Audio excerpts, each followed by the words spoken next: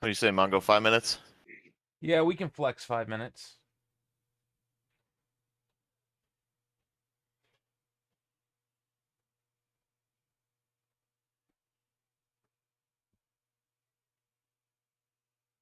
Oh, why is that so zoomed in? So, did anyone here look at the PDF I posted earlier and/or the MDCs?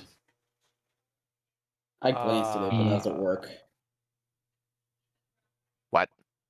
I glanced at it, but I was at work, so I didn't get a chance to really look at it too much. I did, but it's tough to go through 3 flights worth of people's MDCs instead of just knowing what yours is. Well, yeah.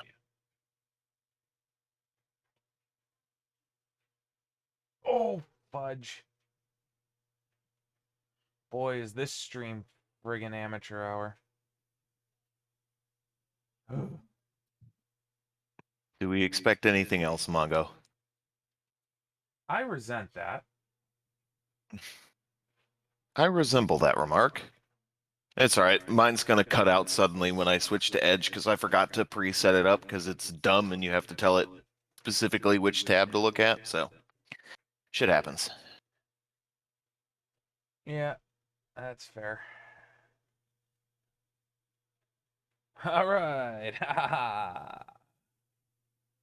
Please don't be that guy. What's up? It's your boy, Skinny Penis. Classic. AKA Mr. Leftward Sloping Penis.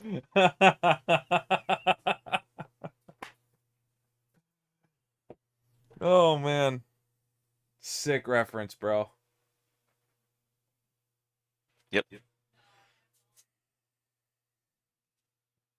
Oh right, that's part of how I got that to fit last time. Said the priest to the barmaid. Yep. There it is.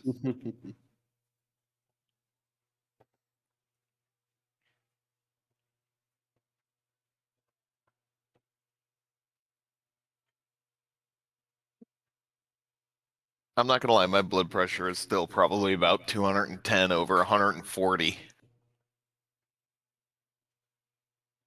Which is, you know, like 10 points higher than it normally is. Yeah, that's fair. PowerPoint censors the word penis. Wow. That was the first word I heard when I just Which jumped is- into the wardroom. which is and it's ironic. cut out. Which is ironic if you think about it, because a PowerPoint kind of is a penis. It's at this time I Boring. would like to remind everyone we're live. Well, you know, like what if you're using it to do med school or something, right? Kind of awkward if you were in one of those like proctology. Oh jeez. Okay, that's very different. Like, if you get proctology confused with a medical scope that would use the word penis, that says more about you than I care to that's know. not true. Are you Proctology sure? involves the prostate. And that It was does. the last time I was allowed in veterinary school. Wow. And you give us shit for saying the word penis. Yeah. Chatterbox. I think No, it would come up. They do stuff with the prostate via proctology and has everything to do with all sorts of standard functions. oh my god in heaven. If you were talking about anatomy, Yes, but that is... The prostate and the penis are not the same thing. Hello, Chatterbox. no, they're not the same thing, but there is no specialty for the other member for men. And when you have an issue with something, usually you get referred via a proctologist if you've got something that's not distinctly related to that. Yeah, there is the urologist. Bosh. Yeah, urology. I stand by my point. I'm not wrong. It would come up in a proctology exam. It has things to do with that All area. You right, would time see it on the hack. screen. All right, roll call. Gossip. Rip $5 in the So- jar. Take 2. Right? Like you were just there. Ion. I'm here. Nitro, but I'm thinking about changing it to Mike. Ooh, remix.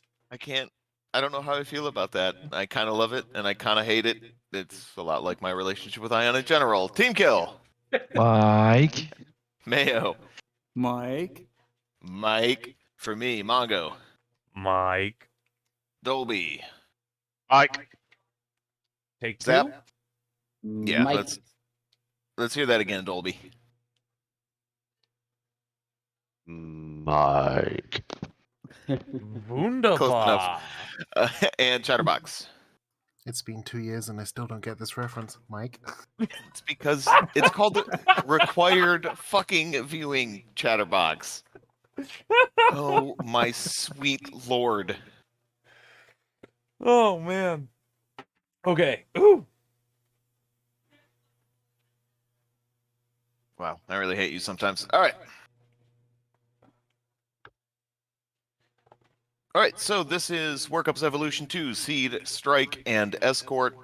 This is our second hop, so we're going to be switching around who's in which flight, and obviously adding those who weren't there on Tuesday. So the situation, Higher Headquarters is concerned with build-above activities and staging of assets at Quan Xuan Air Base. Quan Xuan Air Base has a small fleet of MiG-38s. The CVN-71 task force is directed to strike the airbase in a show of force power projection strike. There will be a single strike package to meet mission objectives. Specifically, we're going to be attacking those aircraft on the ground. Intel assesses that there's no civilians at the airbase, so we can pretty much hit everything that's down there. There's no collateral damage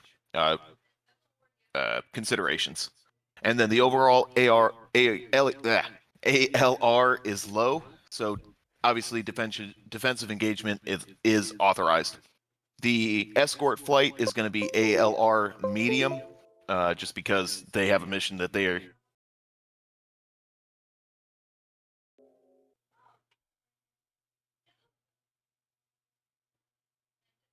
Week 2 workup, so I should say the second evolution. The strike package is the primary mission supported by Seed and Escort.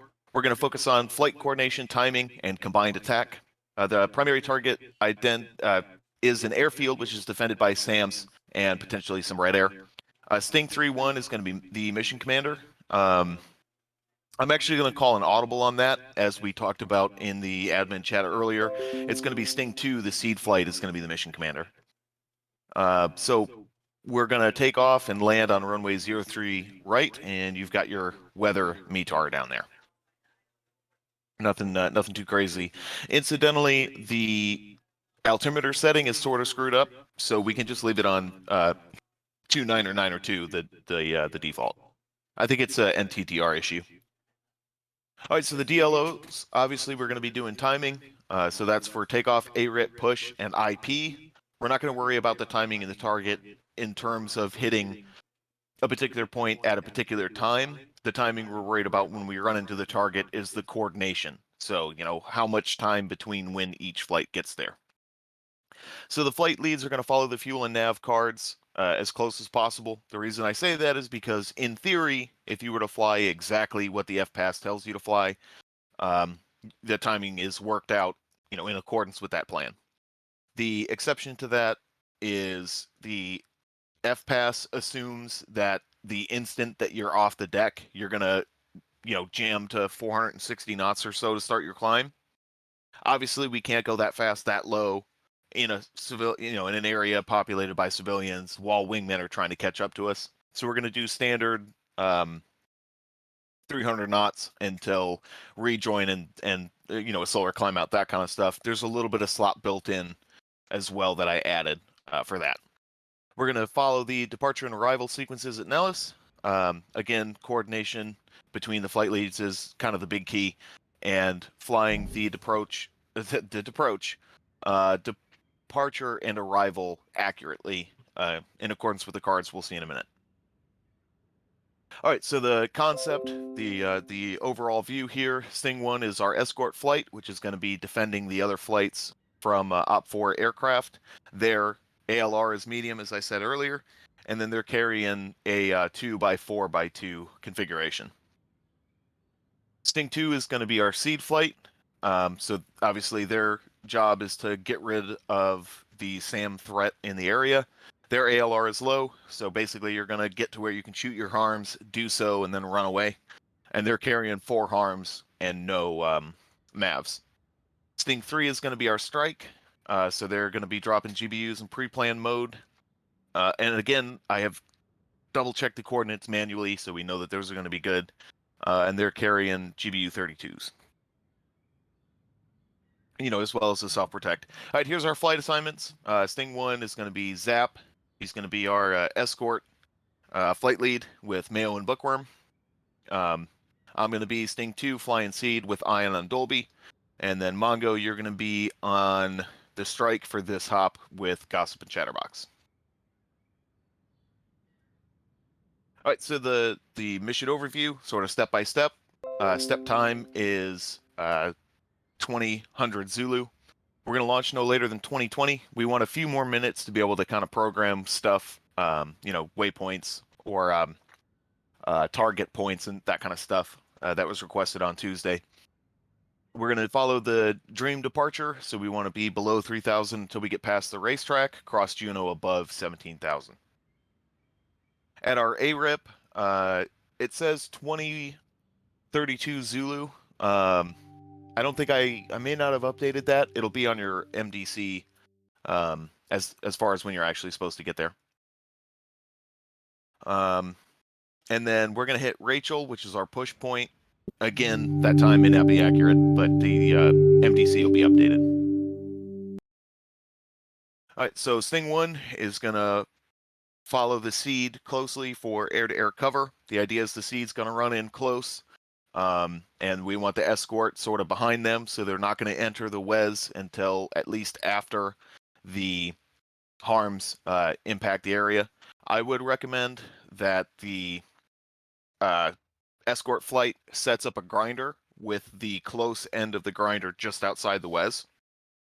And then sort of doubling back towards the IP, which is quartz.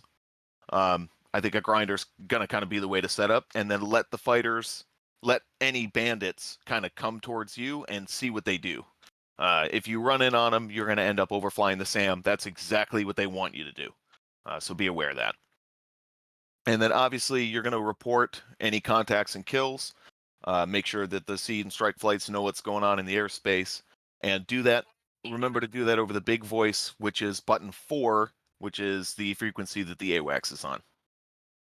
So Sting 2, the Seed flight, is going to run in just ahead of the escort guys and get rid of the SAMs. We're going to shoot and suppress the SA-8 in the area. We're not going to try to close into really close range because we're not carrying the Mavericks anyway. And then an important thing I want to point out, when we call Magnum, the time of flight on the harm can be upwards of 2.5, sometimes even 3 minutes. So calling the expected time of flight is going to get added to the SOP. So, it's going to be Magnum SA-8 target 76, 2 minutes or whatever. And then, of course, we're going to call that the OSA, not Gadfly, is destroyed, and then we'll fire a second volley if we need to. And then Sting 3, really simple. It's going to be a pre-planned JDAM strike with the coordinates being correct. You guys are bomb trucking, so it should be relatively simple for you guys. Then our egress is we're going to exit the SAM Wes. We're going to proceed and do the strike arrival, and then we'll taxi back to our parking spaces. I think in the overview, I might have bypassed. I did. I blasted straight past the ARIP. Sorry about that. I don't know what I was doing. So we're going to hit the ARIP. Again, the time might be a little bit different there. We have 3 KC-135s out there that are going to meet us there at the same time we get there. That's part of our timing. We're going to take around 2,000 pounds each. We have plenty of time, so you can top off the tanks if you guys are cycling through reasonably quickly. Sting 1 is going to take from Shell 1 on 41 Yankee on 261, and then it's going to, increment 1 from there. So 42 and 262, 43, 263. I don't know why I went past that, but for some reason I did. So we're going to meet the tankers at the ARIP. We all have our own TACAN and frequencies to talk to them. They're going to be stacked at altitude, 3,000 foot increments, I think. So that gives us the chance to stack our altitudes with Sting 1 at 20, Sting 2, 23, Sting 3, 26. So that way we don't have to worry about turning into each other like what almost happened on Tuesday. Okay, so here's the big picture overview. We're going to take off from Nellis. We follow the departure through Harem and Juneau. Then we're going to come up to our ARIP. Now the Sting 2 and Sting 3 flight routes are not shown totally accurately there because their ARIP's a little further along. But that's just for deconfliction purposes. We're basically going to follow the tankers to the west until we get to the end there, and we need to turn over to Rachel. Now, Rachel has timing, so make sure you punch in the time. So you'll punch in the time to the ARIP, but you can also punch in the time to Rachel once you get there. And the idea is that you can continue to tank as long as you have to until you see the ground speed required to start coming up. So what I did last week that worked really well is I waited until I saw like 230 knots required, and then I knew based on the rate at which it was increasing, if I start our turn now and head back, it'll be in that 400 to 450 range we like to be at. So that worked out pretty well. Just keep that in mind in the back of your head. Tank as long as you feel you need to, but make sure that you're not going to be late to Rachel. Between Rachel and Quartz, we want to hit Rachel within 1 second of our schedule. That's sort of the goal. And between Rachel and Quartz, we'll have a little bit of time to kind of plan. Basically, the seed flights are going to accelerate to get up in front of everybody else. And then the strike flight is probably going to go and orbit Quartz, and they're basically going to wait for the mission commander, which will be me in the seed flight, to call them and say, hey, the SAM's cleared out for you guys. And then at that point, rather than switching the MCC like we tried last week, the seed flight's going to maintain that responsibility, and they'll basically pull back away from the target, set up an orbit, and just continue that roll so that they can kind of take the little pieces of SA from here and there and combine it into a picture, because basically they don't have anything else to do. So that's the perfect opportunity, for them to kind of maintain that SA for the situational awareness. So then we've got BD down here south of the target that is going to be kind of our egress route, and then we'll follow the strike arrival. One thing I want to point out, your flight plan will show apex. That is there just in case the winds change and we have to land on runway 21 or 23, whichever one it is, kind of headed to the southwest there. So when you do the strike arrival, we're going to bypass apex. So remember, you go from gas peak straight to Sims. All right, any questions on that? All right, cool. All right, so here's our SA-8. A couple of things I just wanted to point out. It's relatively short range, only 4.5 nautical mile or 5.5 nautical miles. And then the harm code 117 is what we're going to be punching in. There's 4 of those down there for us to take out, and a search radar as well. All right, so here's a quick blast through our MDCs as usual. All the information that we need is there, including the depart, arrive, and alternate for Nellis and Creech. Creech as an alternate is not super useful, but you may end up needing it, so it's there if you do. Then we have a quick look at our fuel planner, so we can see where we're hitting the ARIP is at 2041. That was the corrected time. And then we want to hit Rachel at 21:01, 51 seconds. So those are sort of our 2 really critical times. All right, and then here I'll just take a quick look at our targets here. For some reason, this insisted on having them both called Sting 2, but obviously the seed guys are here on the right, and the strike guys are here on the left. And again, these are in the knee board, and you'll have plenty of time to punch those coordinates in. And then we have our comms card, and then we see our 3 tankers. Shell 11 on 261, 2-1 on 262, 3-1 on 263. And then again, our NOTAM here is that we're going to be taking off at 2020. And what I would like to do, I'm going to go back to the map, I guess. What I would like to do is to pick on somebody. Actually, what I'm going to do is come back here. So, Mayo, you are on the escort flight. What is your flight's job in this hop?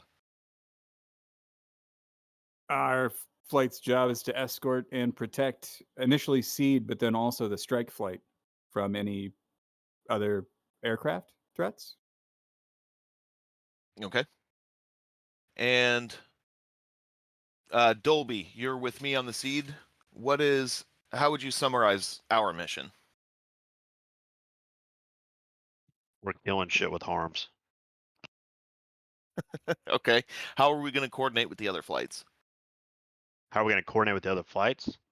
Yep.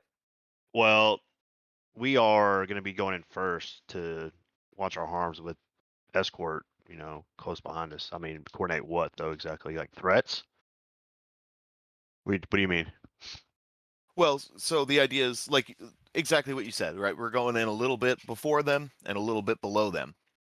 And there's two reasons we'll go in a little bit below. One is that is a better position for us to be at as far as shooting at the SAM and not getting killed. The other reason is if the escort flight has to shoot past us, they're shooting over us, which means that there's less risk of their missiles going pipple on us. Ion, I said that there's an additional piece of information we need to give when we call Magnum. Do you remember what that was? Time to target. Ideal. And Gossip, you are flying with Mongo on the strike. What does the mission look like from your end? We'll be in the rear until it's relatively clear, and then we're going to go in and launch our bombs, ideally with the coordinates plugged in already. All right, outstanding. Thank you, guys. I just wanted to do that because we're trying to make sure, like, the point here is not that you're going out and following your flight leader. That was in training, that was in the RAG, that's already done. Now we want you guys to be learning the mission sets. So just making sure that everybody's got the SA tracking the bigger picture of what's going on. All right, so before we break to our individual flights, does anybody have any questions at all? I have two questions for the escort. Once we push past our IP, do you have a preference for what altitude you want us at, or just the situation depends?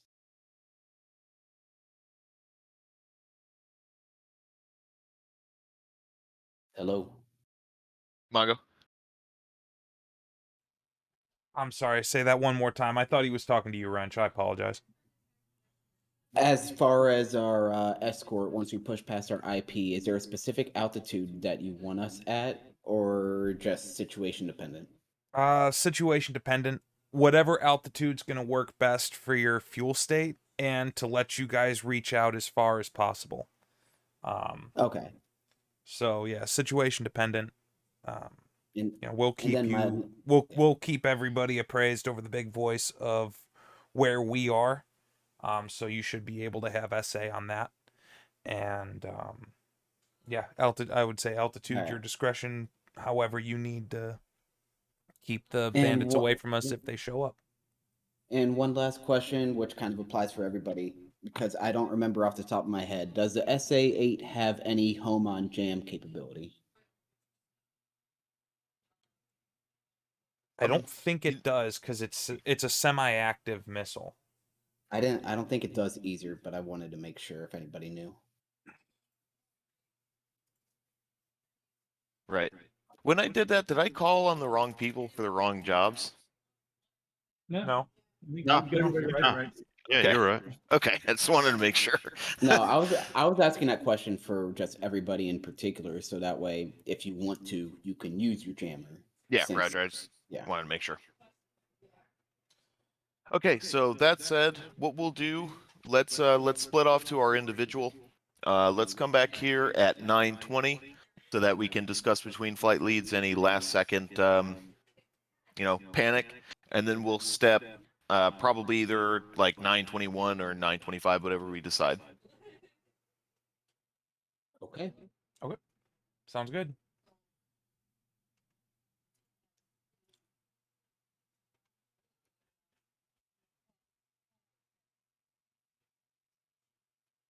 Alright, we are missing one more.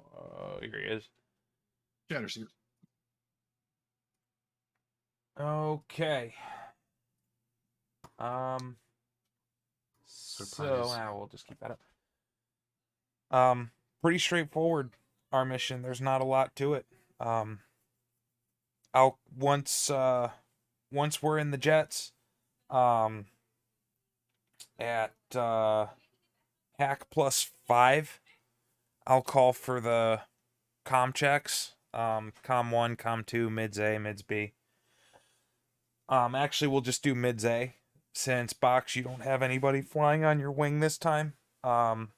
We'll all just be on mids channel 1. That'll just keep things simpler, I think. Yeah, One, that sounds don't you good, as mean we did 9? last time. And Don't you mean 9, not 1? 7 or 9, which one? Yeah. You mean 9. oh, right? right, The yeah. Sorry, I'm so used to not being. I'm so you- used to you mean being 9. Sting 1. Yeah, so we'll be on channel 7. All of us will be on channel 7. 7 is you and Gossip. 9 is Sting 3. Yeah. Yeah, this is what we did last time too. We used the flight one instead of the squadron one. Yeah, we That's can why do we that did too. 7. Either Either or. one works. As long as all of us are on the same channel. I don't really see the need, unless Box, you really want to be just all by your lonesome over on channel 8. I don't see the No, need it's for us to just- plug in I just- anything other than 9.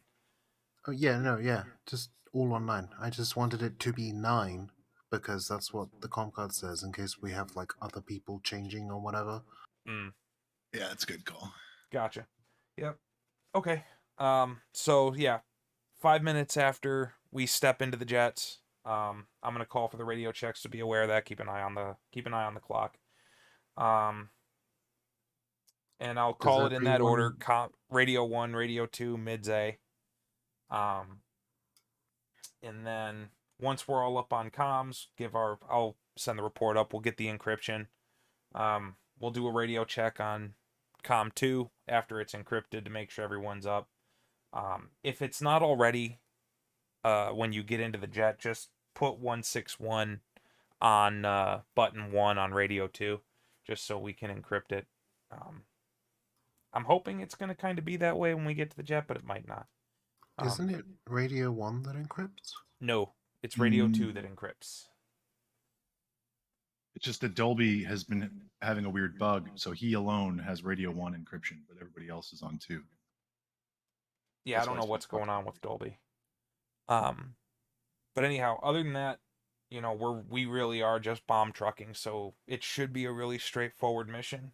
After we do the departure, I'll set the time on target to the tanker.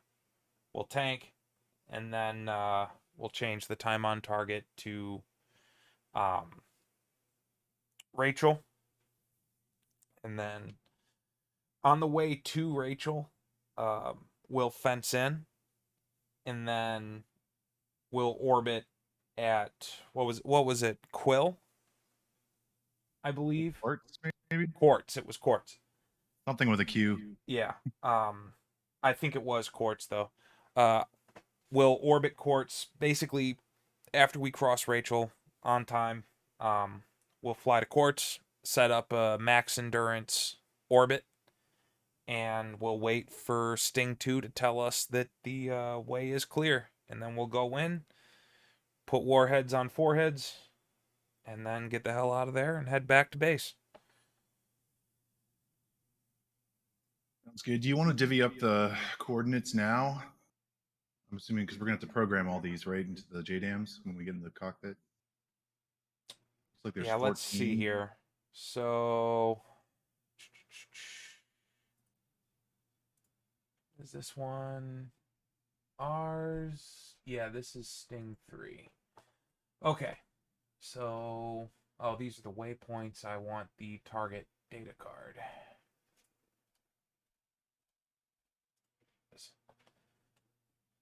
All right, so let's see. There's 3 of us, and we have 14 targets.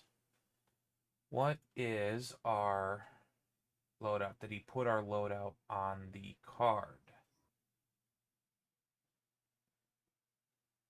I don't. Remember from Tuesday? I think it's the maybe JDAM's on the the dual rack holders, so there could be up to 8 of them or something. If we've got 8, that's probably a bit overkill. But with 14 3 ways, it's 4 with 2 extra, 4 each with 2 extra. So if let's each take let's see, 6 would give us 18. We could all take 5, and one person would have 1 extra bomb, or one person take 4. Do 2 tanks, 2 rack of bombs on each wing, and then 1 in the center pylon. Yeah, the center panel, so you can keep it balanced. Yeah, I And think just all take 5, and just one of That lucky works. target gets can 2 we bombs. put a GBU 38 on the center line? I think so. Okay, if we can do that, then I like that plan. So, Gossip, do you want to take 5, or do you want to take 4, and Box and I'll take 5 each?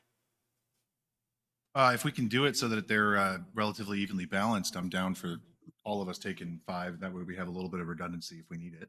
Yeah, just 1 spare bomb.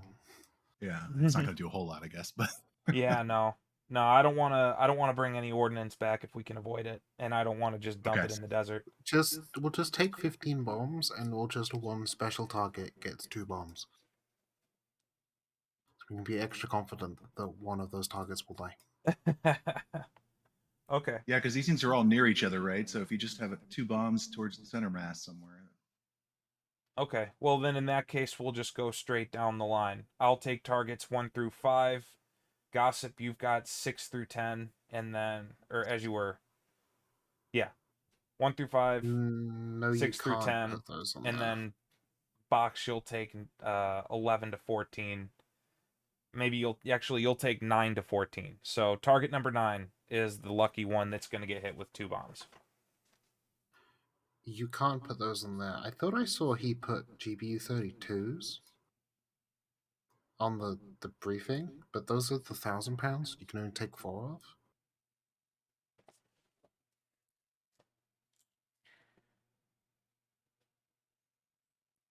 I don't remember if the strike team had 4 pilots last time or not.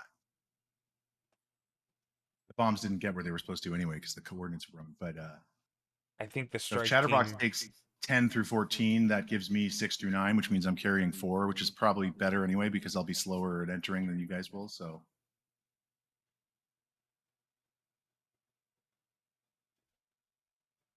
Okay. I think the best we can do is 6 each and 3 extra targets. That's a lot of weight to be Or carrying 4 around, extra though. targets. Yeah, that's my only concern, though, is that that's a lot of weight. it's pretty heavy. And we are going to be hitting the tanker, but if we don't have a lot of time to tank, or if somebody has problem plugging, all that weight's well, going to we make could do fuel an issue. asymmetrical. Huh? We can do asymmetrical and do 5 each. Okay, so I take that to mean we can. Yeah, put... I'm in the thing right now. We can't put thing on the thing. Okay. Our options are 6 or 4, or an asymmetrical with 5.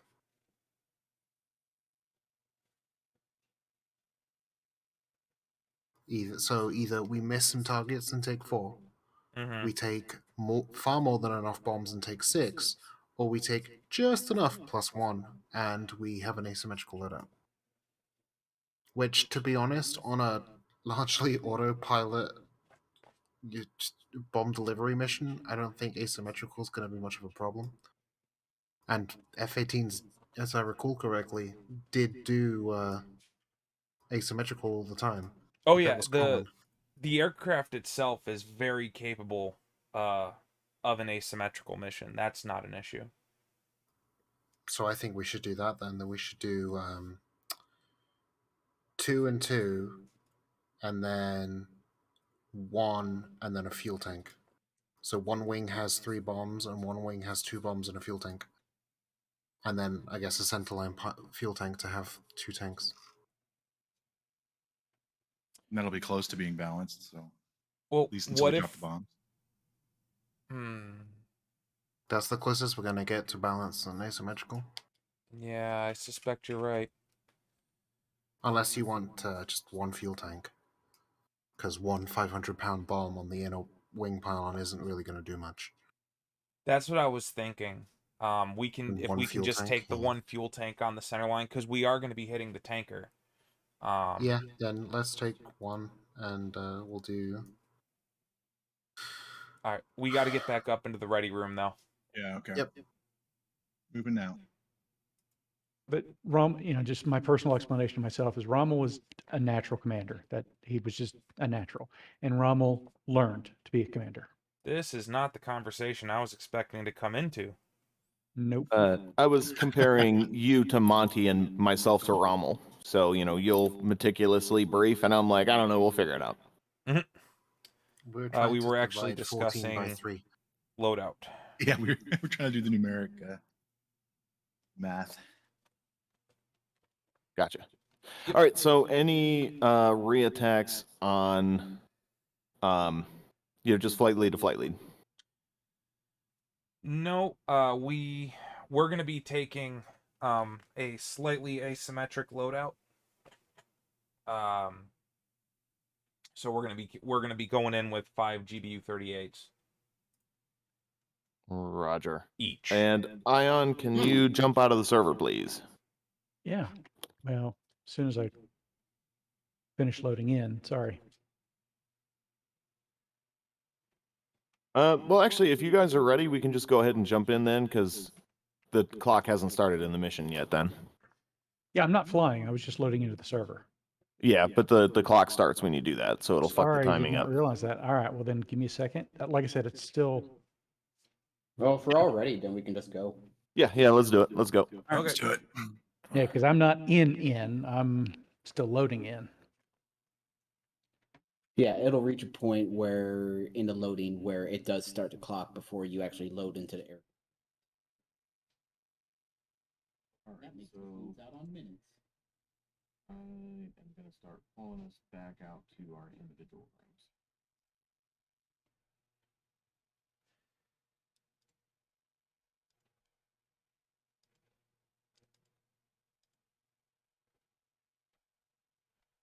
rooms. Huh.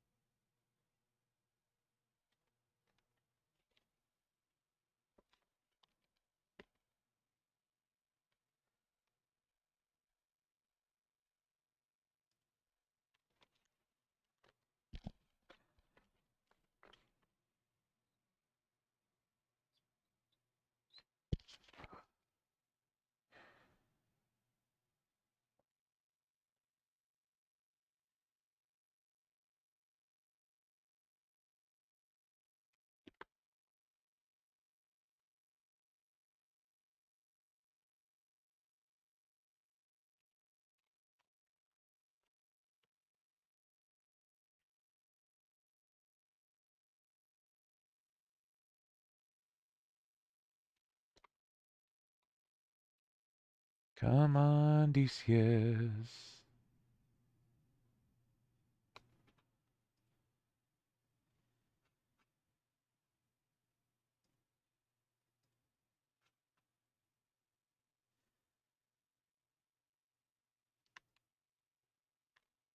Oh, I hate it when it does this.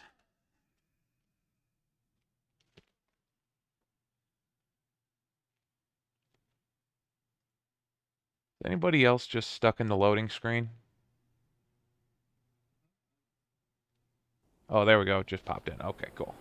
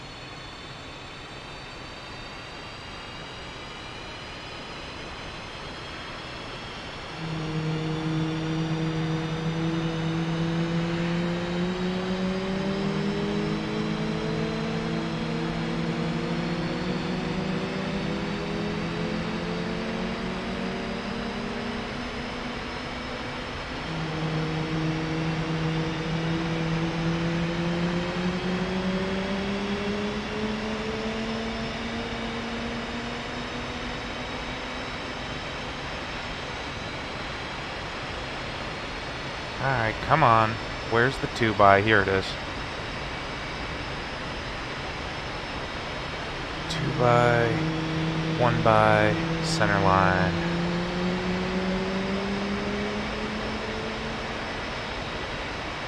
Two by.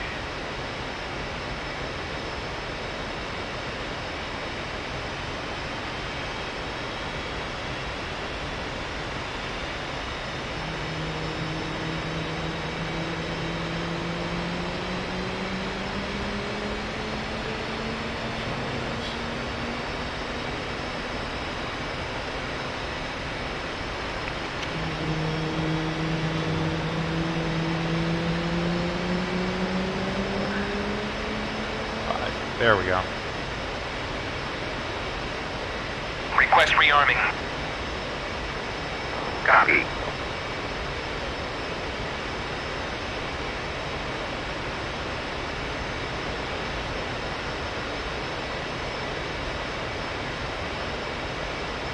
Oh my god.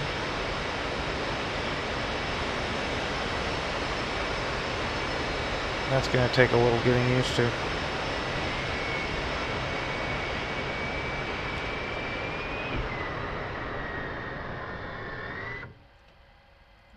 That has to be new. Rearming complete.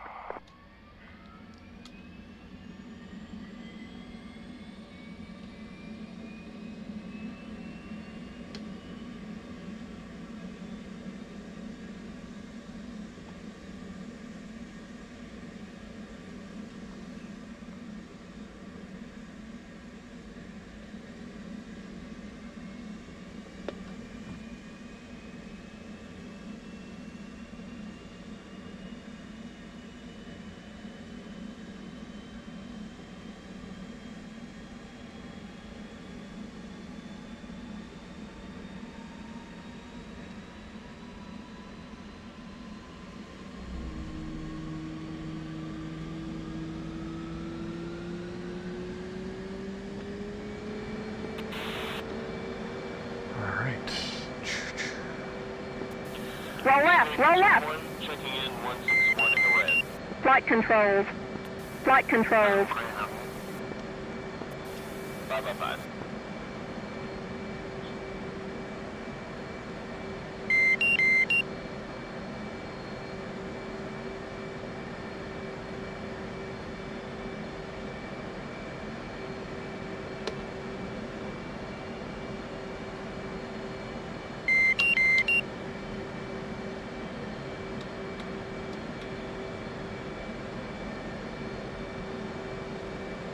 Alright, well if that change didn't make it, I'm willing to bet none of the others did either. That's distressing.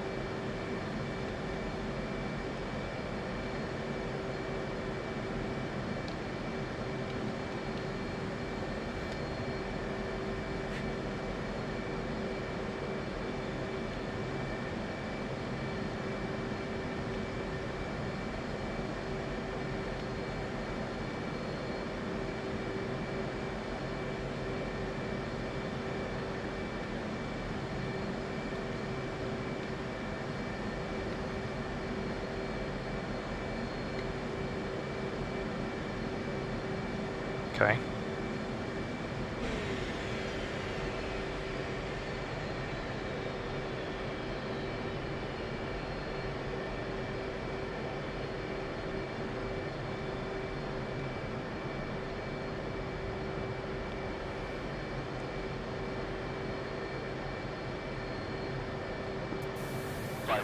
Calling 547 on 161 in the red.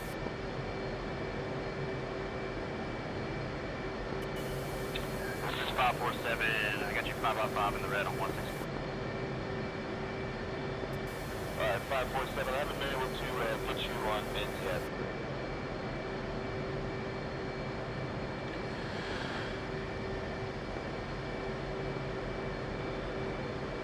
Sting 3, check in 161 in the red.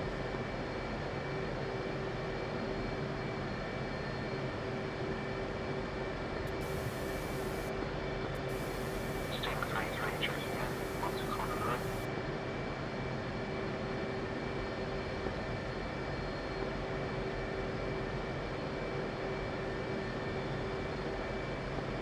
Got you 5x5-3. Mid-speed channel line check. Yeah. Flight check in on mids channel 9.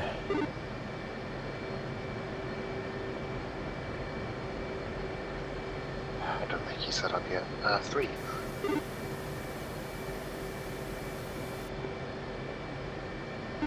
How are we divvying up? How are we divvying up the targets? Down the list.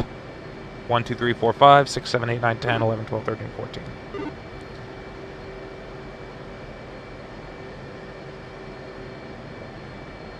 So I've got 11 with 14, and I just throw my extra bomb wherever, or should I just take 4 bombs? No, drop it on 10. Understood.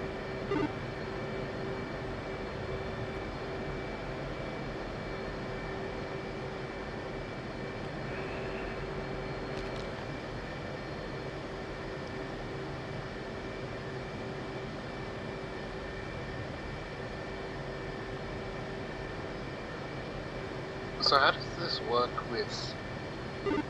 Do I need to do... On the pylons that have 2 bombs, do I need 2 pre-planned points?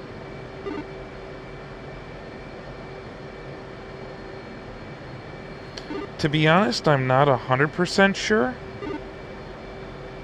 I know that the pre-planned point list of 5 points is per pylon. So I would assume that with multiple bombs on one pylon, to do different targets, you need 2 separate pre-planned points and you need to step between them. That would be my guess. That's what I'm programming.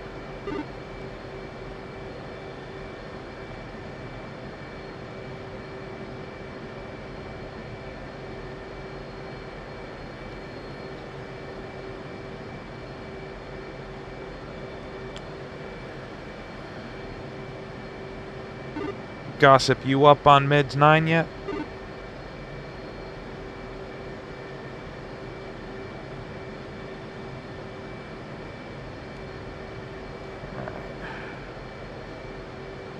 JDAM display page. Mission.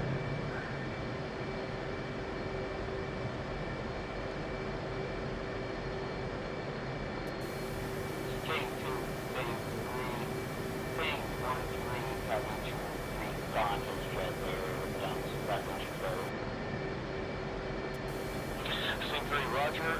In the future, rather than calling out all the flights individually, call Stingrays Sting 2.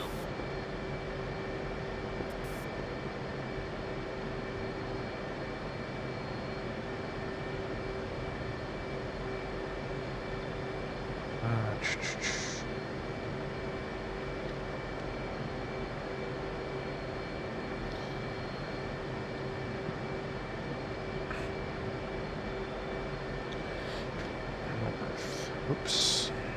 Oh, for the love of Mike in heaven.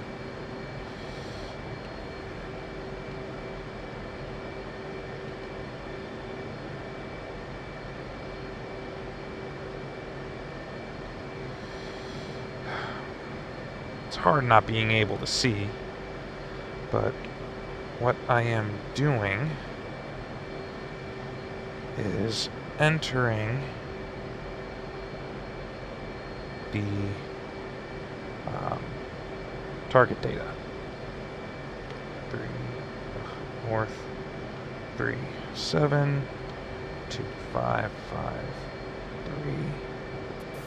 Stingrays, Sting 2, do you guys remember if there's a way to switch from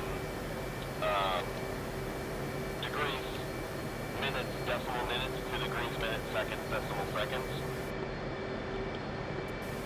On the data page of your HXI, aircraft submenu on OSD 6. Alright, so there's that. Thank you, I knew it was there somewhere. Altitude in feet. 5, 4, 7, 8.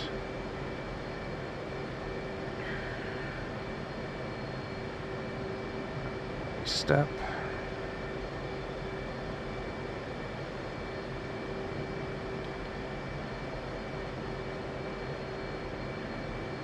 Eight.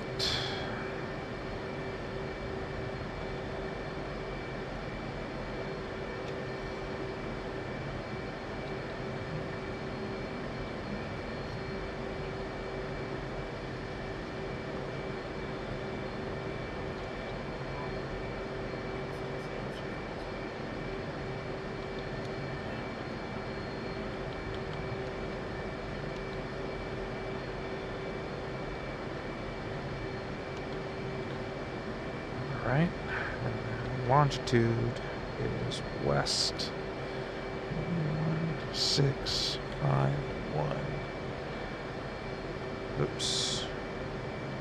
West 1165107070 04. Okay. That's station 2. Step. Station 7. Are the times on target programmed already? No, we have to set the times on target ourselves once we're en route. We have to do it when we're en route? I mean, I guess you could do it to the tanker track now if you wanted.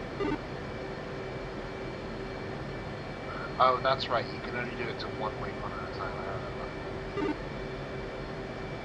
Yeah, I think that got us in trouble once. So I put the ETA Zulu on AR IP. A firm. 3 north 372 60643.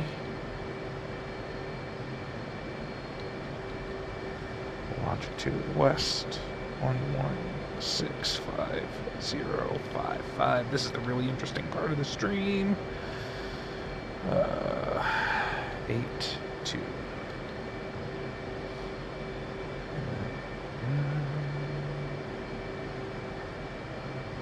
Go.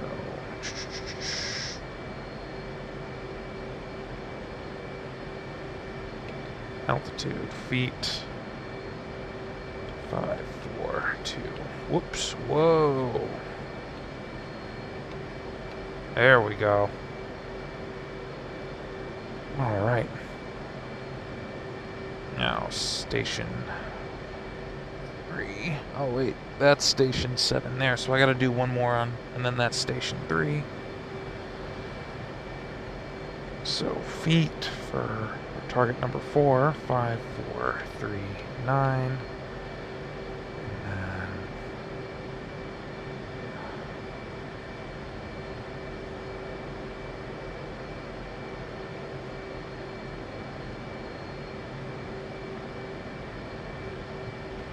Oops.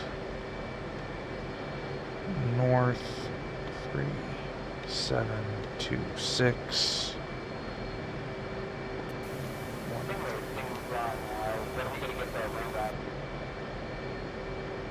Six, 1. I'll go with Chatterbox. When I'm entering in those coordinates on the target UFC panel, it's not doing anything when I try and press W, giving me an error. Go to switch from lat to long. Press the long push button. Alright, Raj, they both have W's though. Yeah, that's a typo in the thing. So the first one's obviously north, and then the second one is west. Okay. And then step takes us back to 8. This is North America. No, I mean that makes sense now that I'm thinking about it, but I was just verbatim We'll just keep trying 8 to on. copy it. We'll just keep 8 on pre-planned 6 because I screwed that up. Stingrays, Sting 2 is going to have to roll X just a minute or two. We had a little snap, a couple of little snafus. Should be 8, 2. Has just finished entering in time on target. Oh man. Son of a Is it definitely biscuit. Zulu that you enter when all everything in the jets are local? If you click zone, it'll change it to Zulu time. Where is this magical zone button? On the IFE, directly under the arrow. Yeah. 3, 7, 2, 5, 3, 2. Because of time on target, can we get a specific number on the Rolex?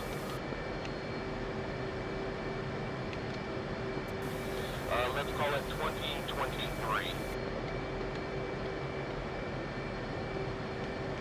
I was expecting like 2, maybe 3.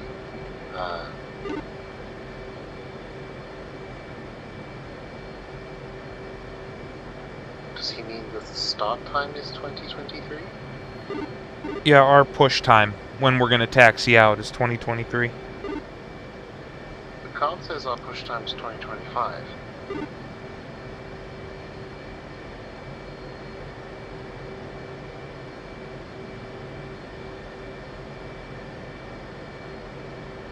We've Rolexed backwards.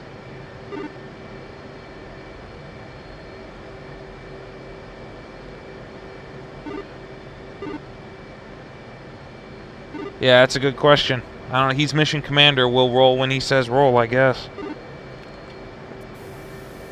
Have we Rolexed backwards then? Because my card start time was 2025. Do you remember, we're still in the red, technically. Yeah, you're right, never mind. Yeah, but I want to figure this out before we take off so that we can actually do the mission, you know? Box, let's be honest. You fly half the flight on autopilot. And it's very satisfying when all the numbers line up because we do time on target correctly, okay? I understand. But I And will... I just... I will restate that, you know, you have the time. Yeah, no, but if we take off at the wrong time and stuff, it's just I want the mission commander to...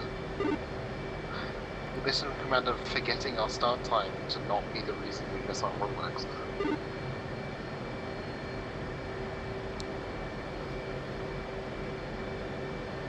Oh, beans. Oops. That being said, 3 is programmed and ready to go with bombs and time on target set. 2606 43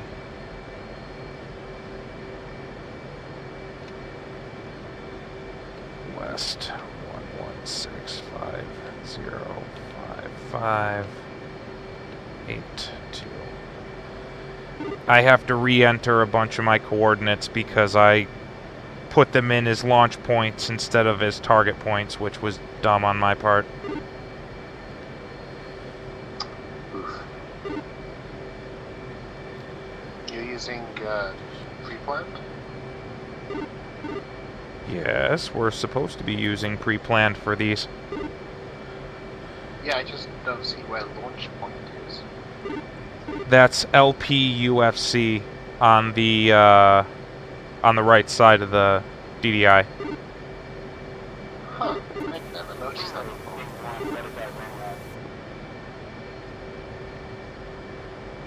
That's not the kind of question that you ask on red. Sting 2 is going to be calling Raymond here shortly. I hope not. Yeah, I wouldn't think so, but debrief item. Okay, so it's 0.3. Like, asking for the mission start time is one thing, but asking for the ramrod... Oh no, mission start time is just as critical, because then they know when you're coming. True. But I might as well just flip up this security panel on my KY-58 and broadcast on guard what the rotaries say. Well, no, because they wouldn't have our ramrod. The ramrod's specifically for broadcasting on unencrypted channels. Do you guys just want to go ahead and taxi straight to the runway? This is true. Okay.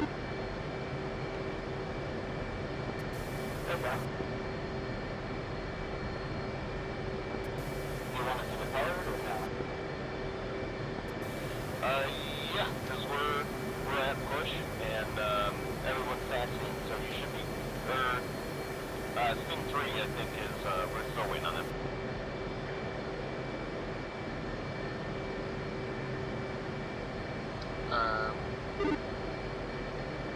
Yeah, we're past our start time. Yes, we are. Oh, shit. I was heads down programming. Alright, Spur, you up? Just finished programming. I should be good to go now. Roger. Let's push button 6 on COM 1.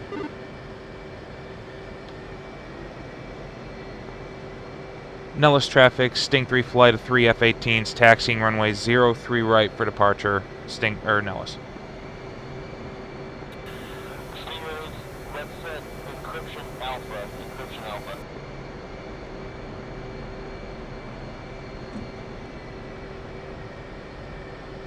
Well, this is off to a winning start.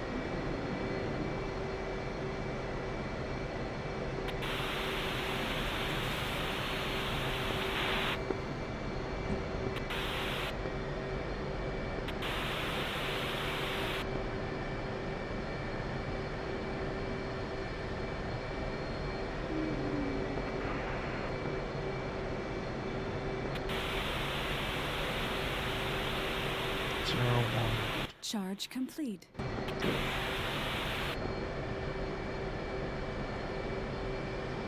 After you did. Sting 3 checking in, 161 in the green. Sting 3, That's 11. Looks like your tail hook is down.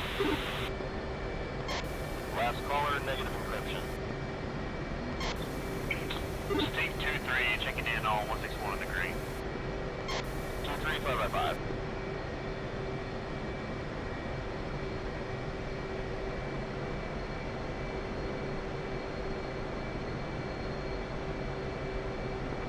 Nellis traffic, Sting 2, flight of 3 F-18s taking runway 03 for departure, Nellis.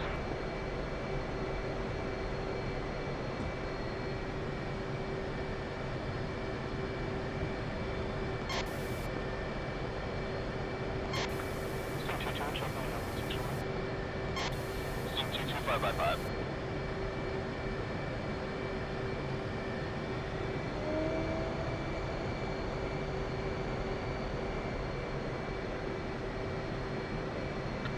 I'm showing a ground required of approaching 500 knots. Roger. I think we'll be able to make that happen.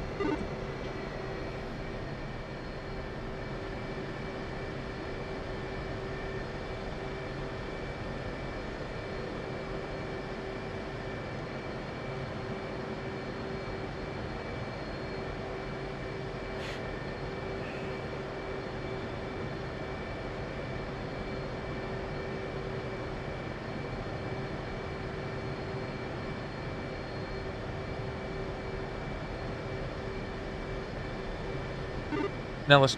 Oop. Nellis traffic, Sting 3, flight of 3 F-18s, taking runway 03 right for departure to the north, Nellis.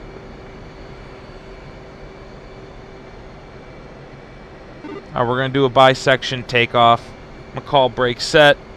I'm going to call full mill. And then I'll call ready burn. And then box, give a solid 10 count, and then follow us. 3.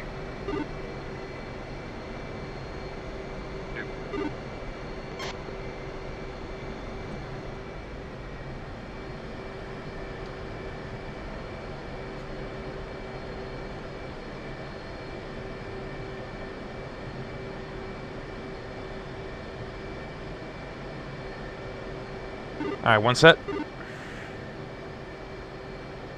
2 set. 3 set. All right, 2. Brakes off, run them up full mill.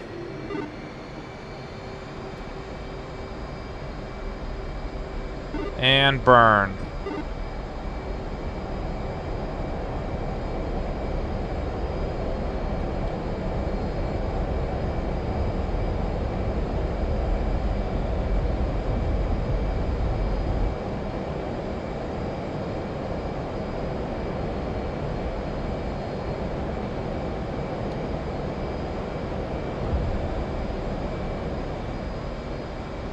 Off the burner, I'm going to hold 300 knots.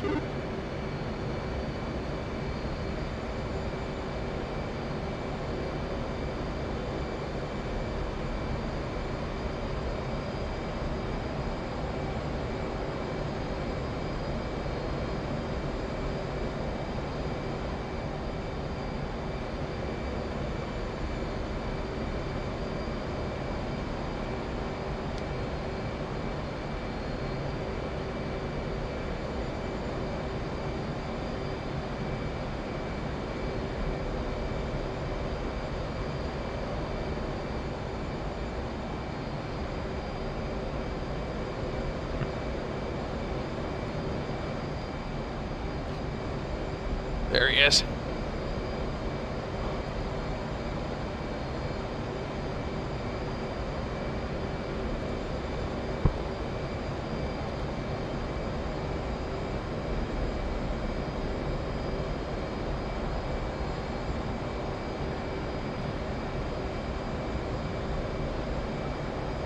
Lead, are you on the right?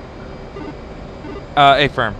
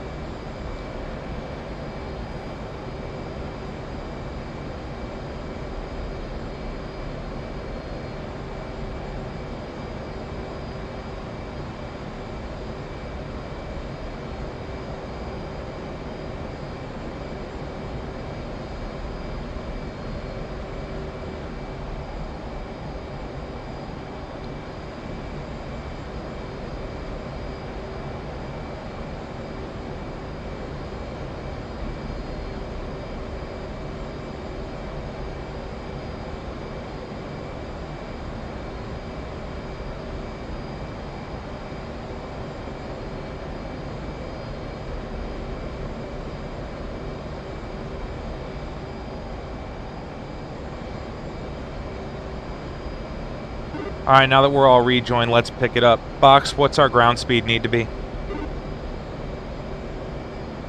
670. Six, 7, 0, 1. Roger. Okay, let's light the cans.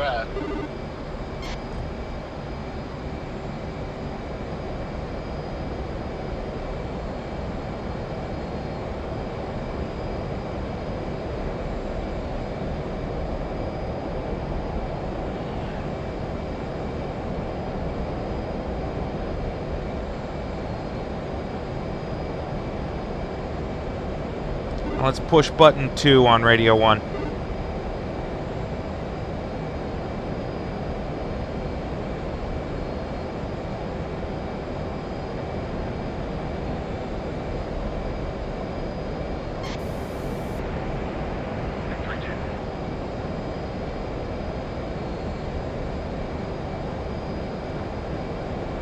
Sting 3 flight, check in, button 2 in the red.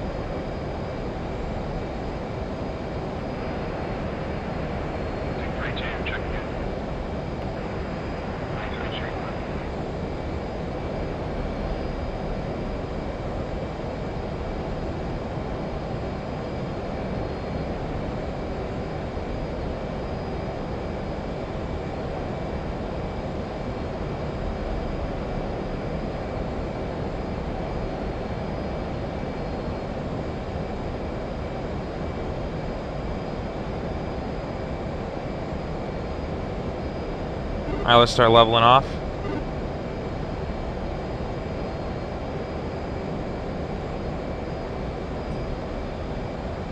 I'm gonna come down on the burner a little bit. How you guys doing back there?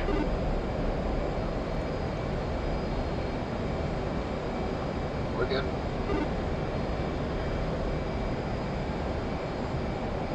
This is kind of neat being in between a layer. Yeah, this looks amazing.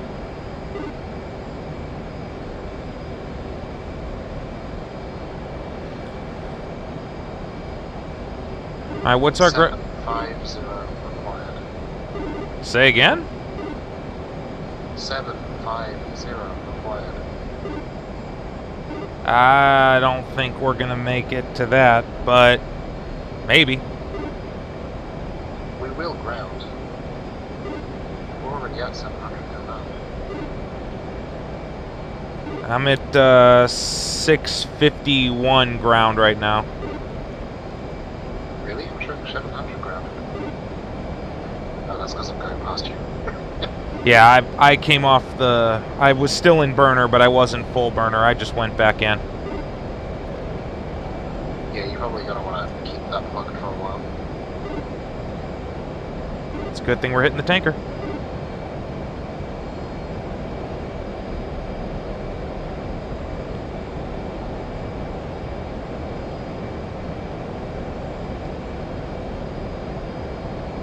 So we could burn the whole way there, and we will probably catch up to our time.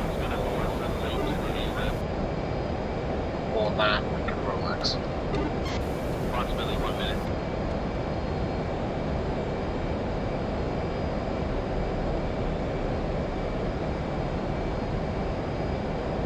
Do you want to ask him if we want to officially Rolex +1? Sting 2, this is Sting 3. Do we want to officially Rolex plus 1 minute?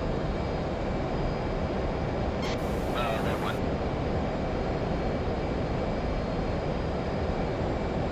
Sound of wrench programming in time on target. In about 25 seconds, you'll see 780 required, and say yes. Sting 2, it might be closer to 2 minutes, but no sense of calling a Rolex because the tankers aren't going to wait for us.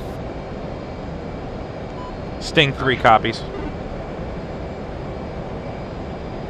Alright, well, we're 750 ground speed now.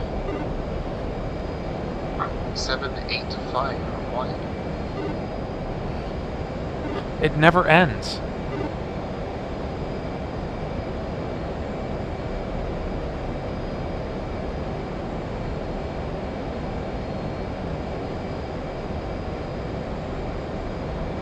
No matter how much time that we get given waypoint entry and startup, it's never enough. It's always past like 3-4 minutes. Yeah, it is, isn't it? We should aim to take off 5 minutes before our start time. And then use that extra time to just fly slower. Right?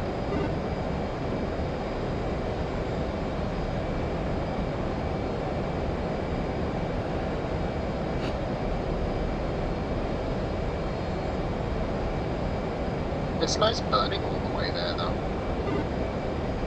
Agreed.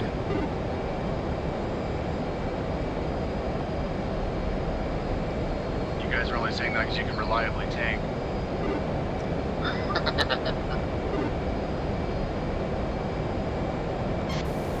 Sting 3, Sting 2, be advised, your tanker is at the same altitude as ours, 22,000. Sting 3 copies.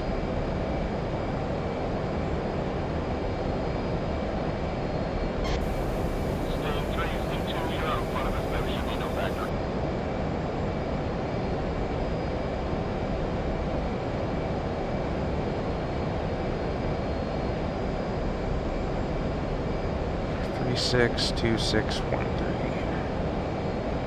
Alright, so this is 4.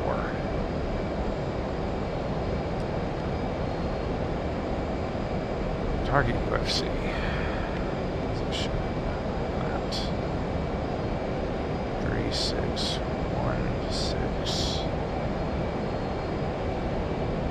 Oh. 3626. 1361. 116. 5056. 94.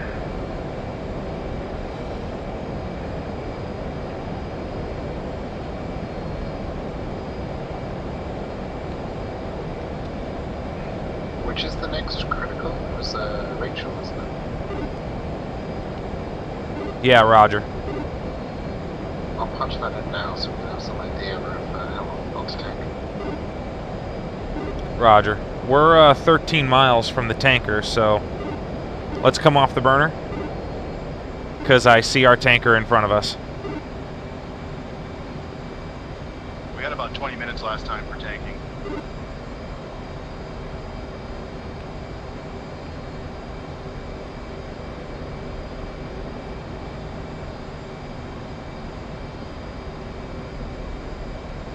Shell 3131. Request rejoin.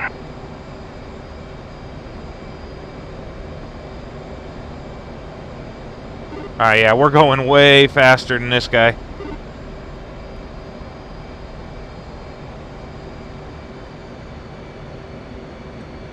Come down to idle, get the boards out.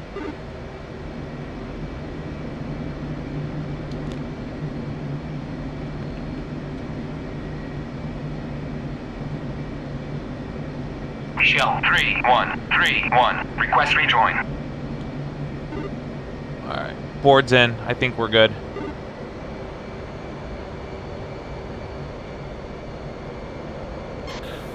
Sting 3, be advised, that was on 262, the second tanker.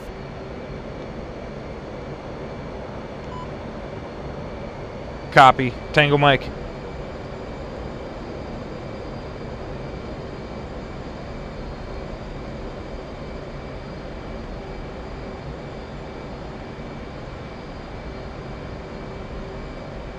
Hey kids, how do you spell AFU?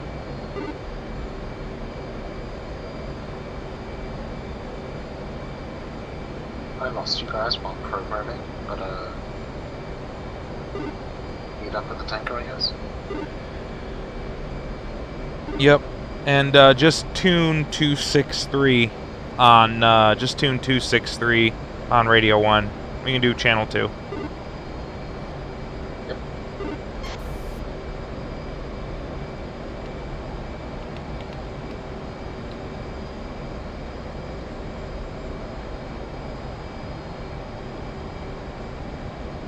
Shell 3131. Request rejoin.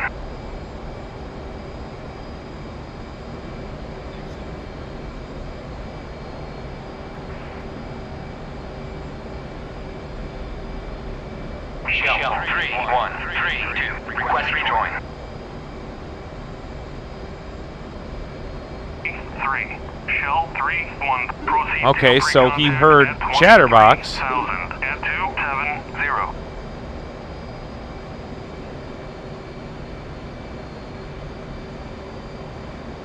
Yeah, 2 didn't get a response from him either.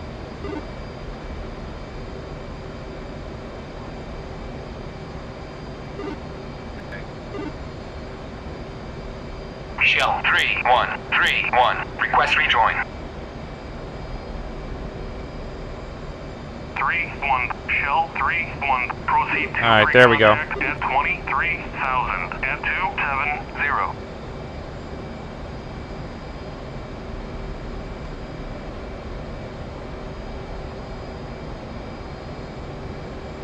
Alright, 2, the problem was that I was on the wrong radio by mistake, so yeah, 2 263 on the frequency, and then a little bit of wake turb.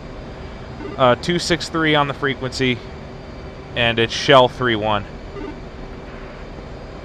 Roger. 263, shell 31.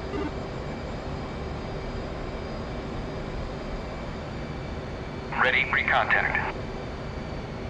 Return pre-contact. Shell 3, ready, pre-contact. Request rejoin. Charge complete. Also, Gossip, I think you left your Discord unmuted.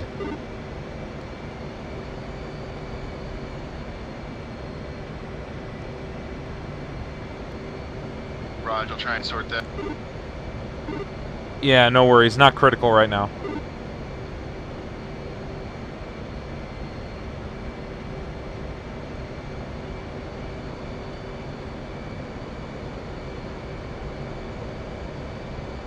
Contact.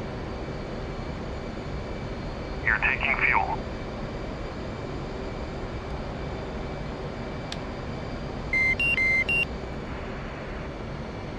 And autopilot. Oh, Chatterbox.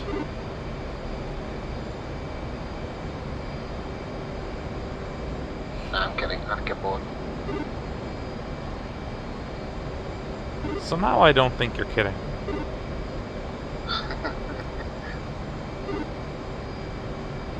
I sometimes use autopilot for the connect process to make it easier. Hate you a little. I find the holding harder than the connecting. Ready, pre-contact. Cleared contact.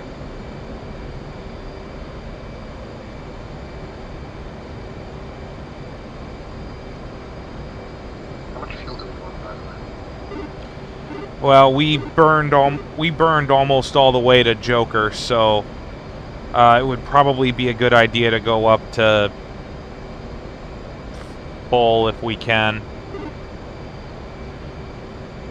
Well, I'm sure I can, but I'm worried about it too. That's fair. Well, let's try for 10,000. You're taking fuel. No. It's very likely I'm going to have a lot of difficulty, so I'd prefer if you guys got your full tank so you can, you know, continue mission. Oh, don't think like that. Oh, I'm hopeful, but I've been trying it all day with different settings. I think it'll be better this time, but, you know. What kind of curve do you have an interest in? Well, I just added a pretty aggressive one tonight, so we'll see how that goes. You're taking fuel. Wrench thinks this is heresy, but I have a 20 curve on my Warhawk. I probably have something maybe a little above that now, and I'm actually kind of liking it so far for formation, so hopefully it'll be good for tanking. Yeah. I've been considering making something custom, and instead of like a smooth curve, just kind of like 50% until like 70% of the throttle range, and then just binary full power. Yeah, I was trying out like flat linear step curves, but I couldn't quite get comfortable yet, so I figured I'd just go with the standard one for now.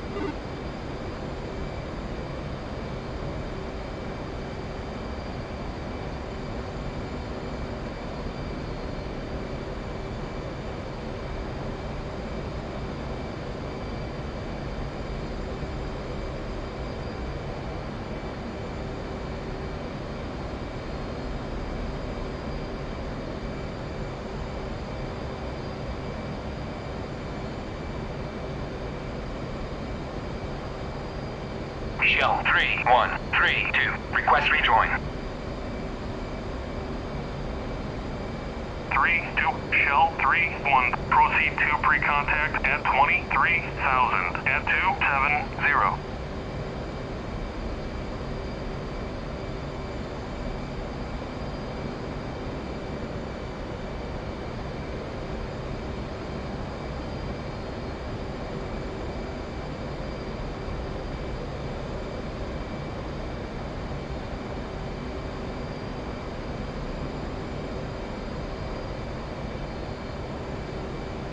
your information, we're currently at 135 ground required. Thanks, Box. So plenty of time.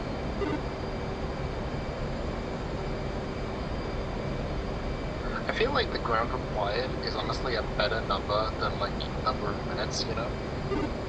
Yeah, I agree. Transfer complete.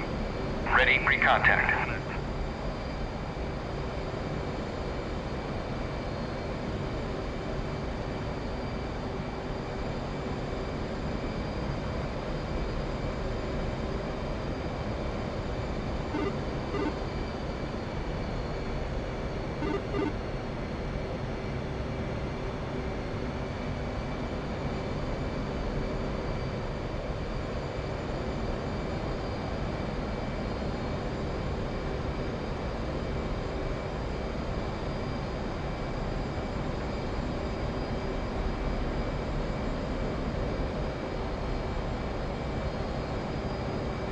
Ready, pre-contact.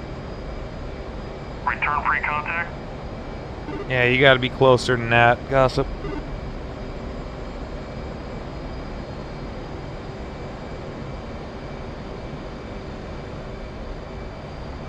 Your nose has to be practically, literally under the stabilizers to get a connect.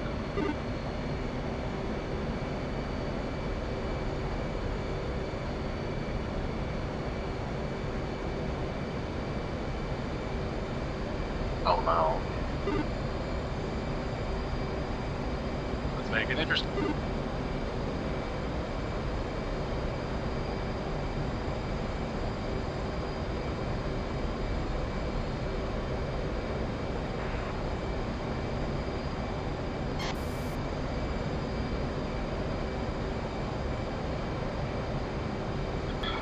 Interestingly, because we're flying toward the thing, the ground required's going down. We're at 100 now. That's funny. So you have quite a while to get tanked up to.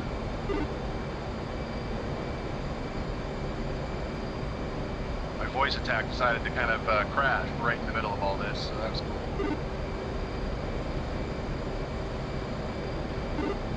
Yeah, that's not ideal.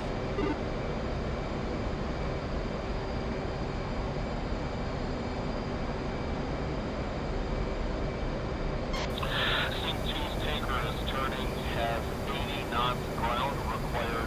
Gonna continue with the tanker. Sting 1 is refueling complete, just hanging out with me. And Sting 3's tanker's turning 100 knots ground required.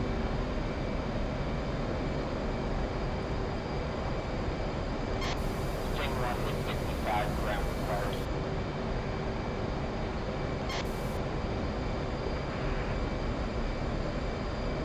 Ready, We need a pre-contact. gravity turn for that. For ground Return required. pre-contact. Say again, Box? We need a gravity turn for ground required.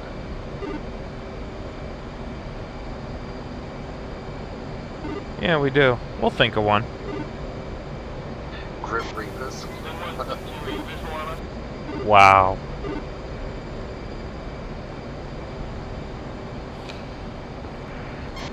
Sting 1, Sting 2. Sting 1 visual. I'm going to Ready, get some pre-contact. distance. Tanker slip slide. I just want to make sure that Yeah, there was a little moment of desync there. we're at the same altitude as ours. Sting 1, that flight level 220. Sting 2, same.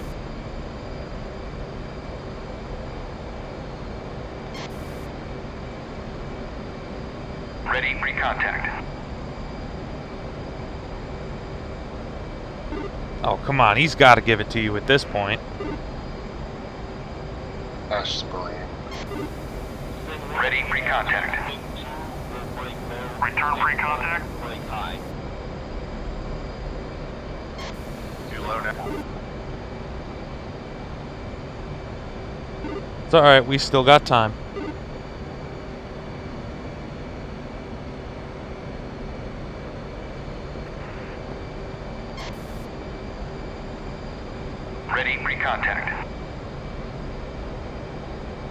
Could also be the rate of knots you're closing in on. They might not like that. Who knows?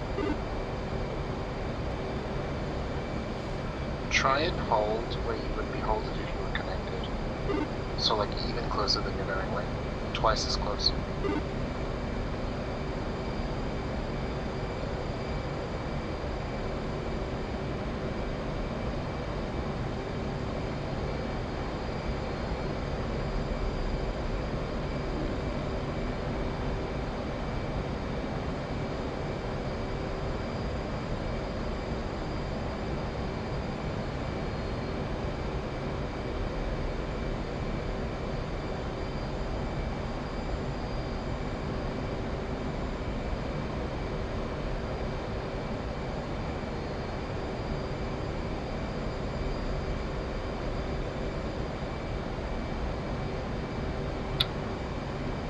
Grim Reapers started going up again.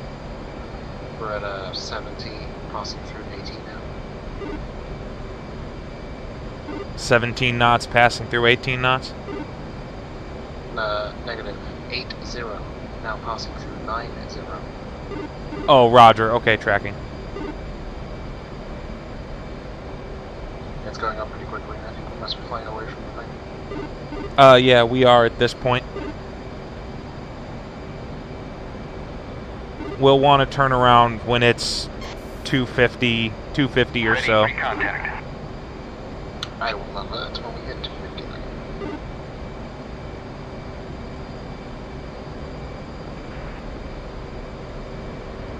Ready, pre-contact. That was the right radio. Return pre-contact. Yeah, you were falling away too quick that time, Gossip.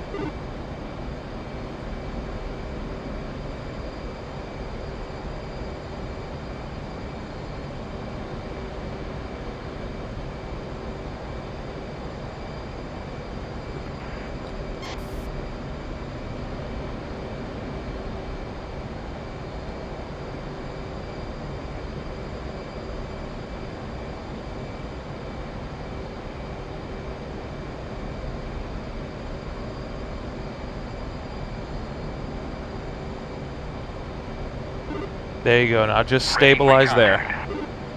You called him on the wrong radio. Just stabilize there, catch your breath, and then give him a call on radio 1.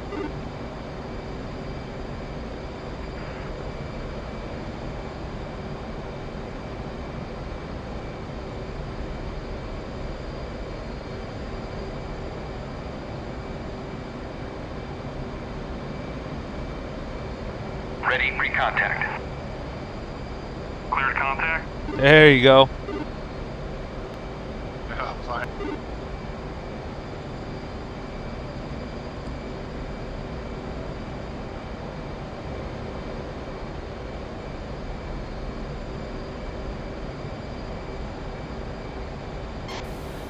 Alright, Boom 2 is turning from the tanker to Rachel.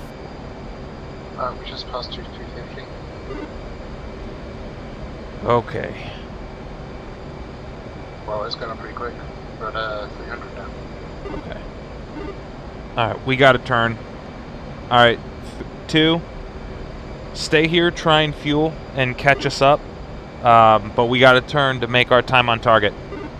Yeah, roger that. Actually, what's your fuel state right now?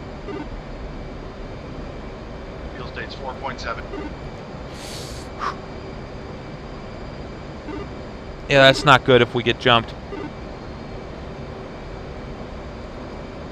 3 saddled. Copy.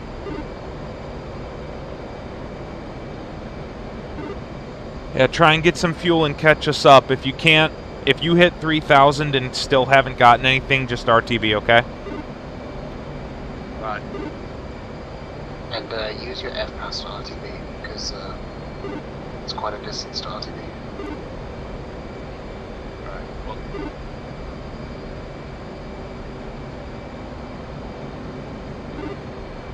What's our ground speed box? 620. God almighty.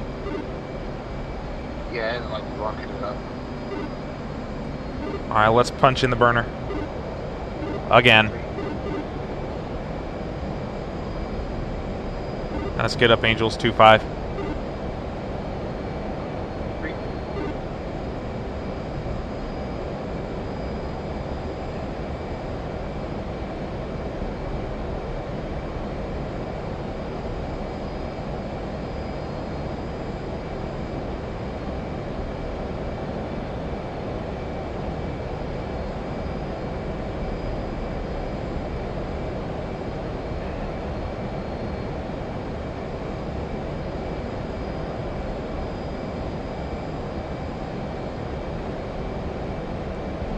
Is the ground speed still rocketing up? Return free contact.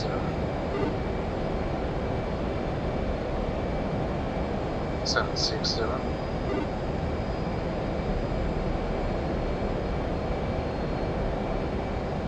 770. Yeah, alright, I get the picture.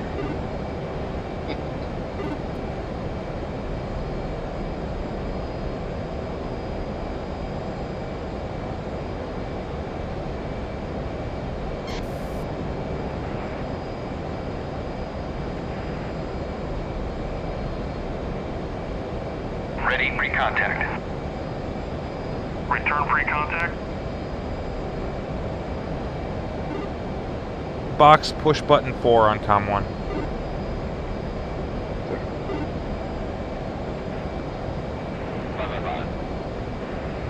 Sting 2-3, checking in all. 555.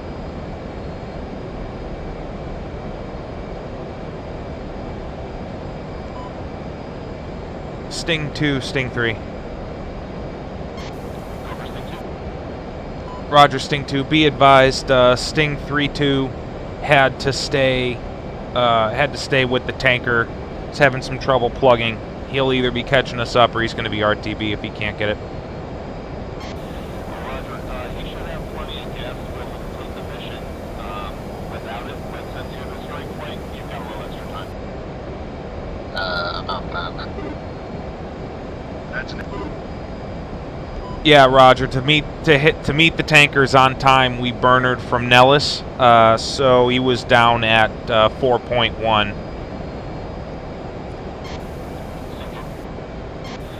Off the burner 3.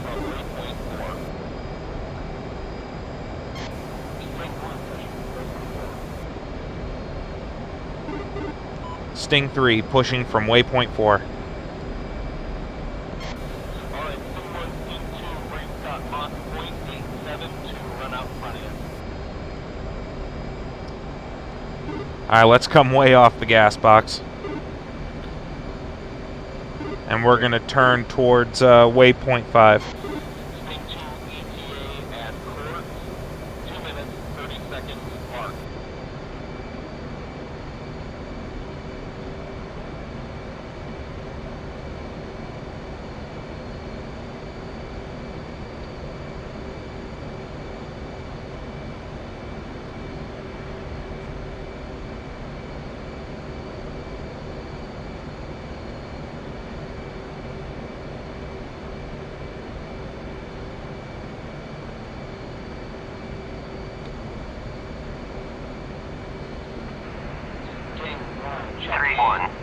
Looks like Mach 0.60 is our best endurance speed. 30 at 27,000 knots.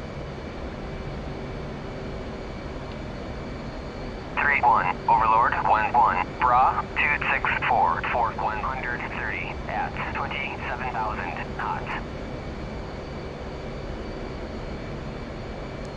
3-1, Overlord, 1-1, Bra, 264, for 130 at Go ahead and fence in 3. knots.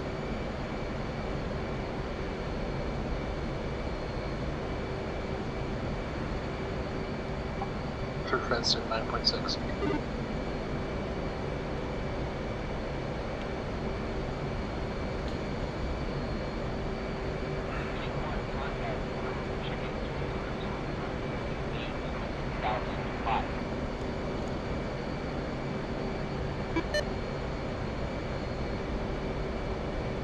Chicken.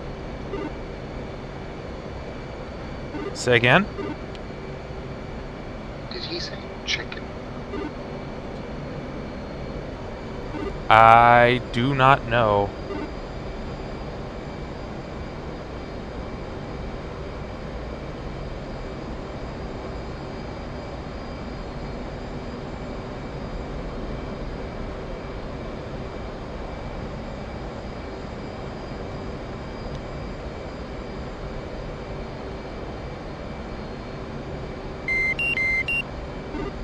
Alright, I'm going heads down to finish fixing my bombs.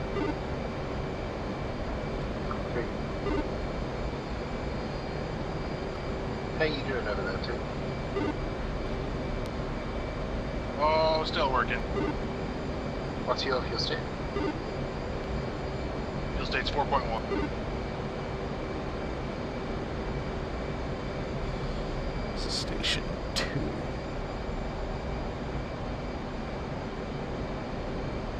Should be that guy there. So it's 372554.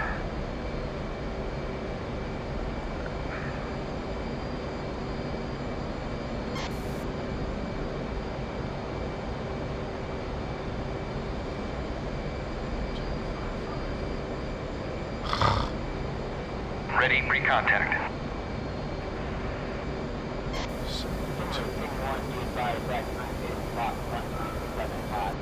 That was the wrong data again. Yeah, it was. 16517.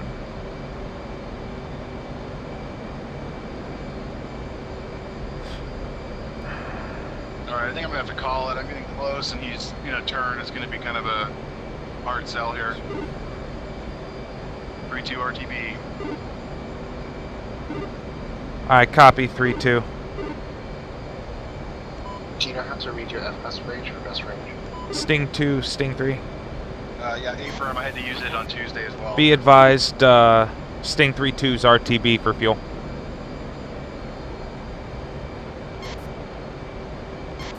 Sting 2's running in on a target, currently 13 miles, 40 seconds to Magnum.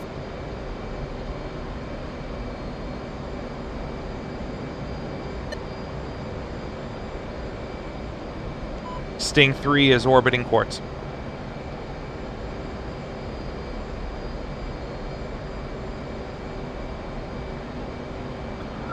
All of that time on target stuff just to get an annoying information right now.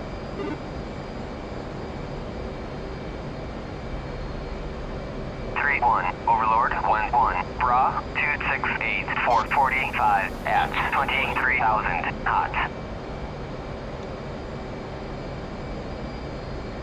3-1, Overlord 1-1, Bra 270 445 at 26,000 knots. Say again, 3? 3-1, Overlord 1-1, Bra 270 450 at Oh, that's a fucking 24,000 problem. knots. Somehow my, my alignment on my JDAMs deleted itself. I'm starting over at 9 minutes, 30 seconds. That is a slight problem.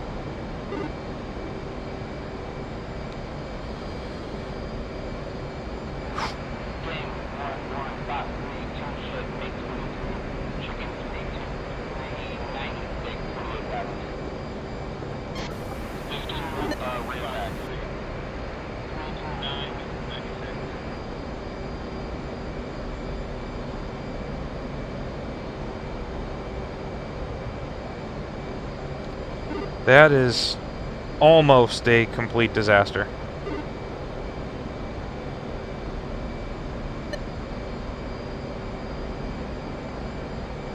You mean you didn't want to reprogram all of your bombs immediately, right? Like, minutes before that? 3-1, Overlord 1-1. No, I can't say I did. 430 at 23,000 knots. So, Can you dump drop 38s? Like CCIP? I mean, probably? I mean, you did something. 3725543. 3725543. 5388.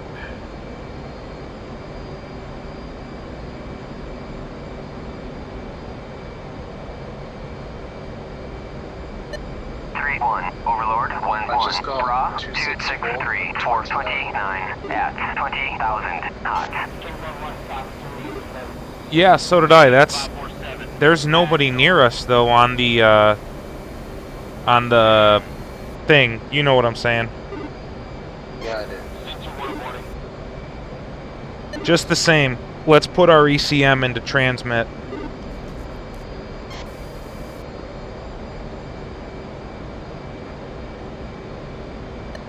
Great.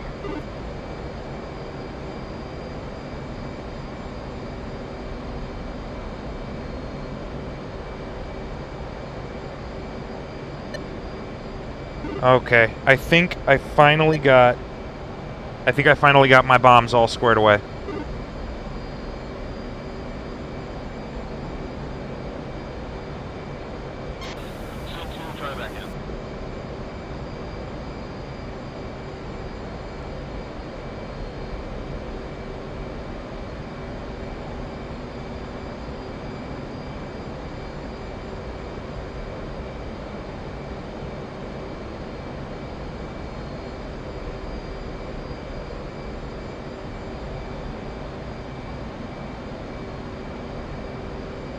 Alright, looks like I've got my good alignment back, thank God.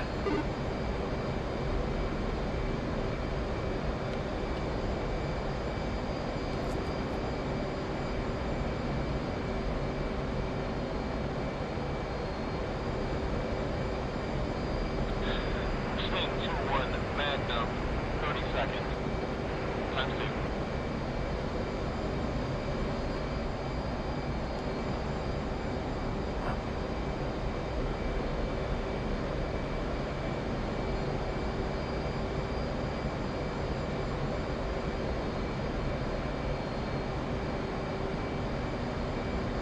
That's not good.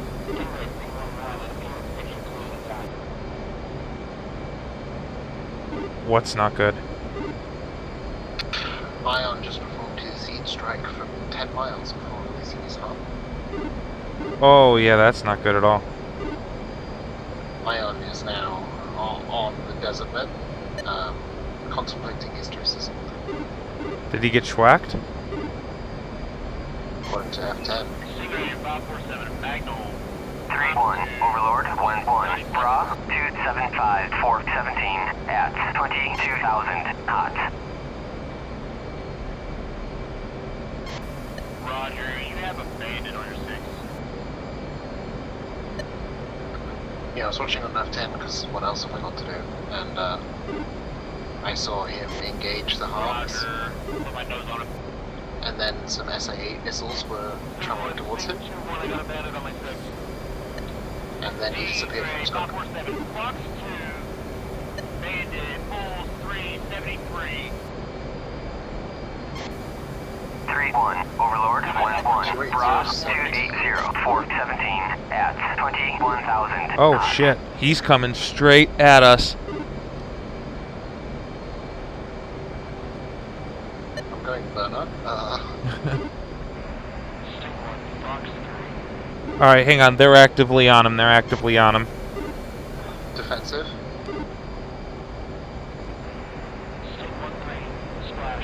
He's down. Yeah, I don't know who that was, but he just shot that Van Dyke run from me. But, you know. I just got missile warnings. Scared, help.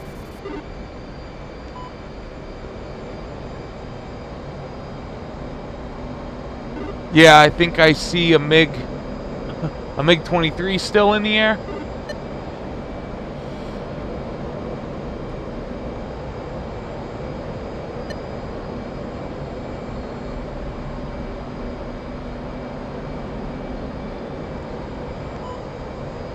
Sting 1, Sting 3.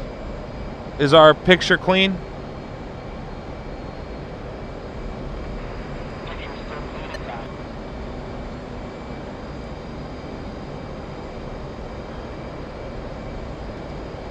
Alright, let's climb back up and and rejoin after that little bit of excitement. Sting 3, Sting 2, there's still an SA-8 down there. I'm going to switch to another mode and try again.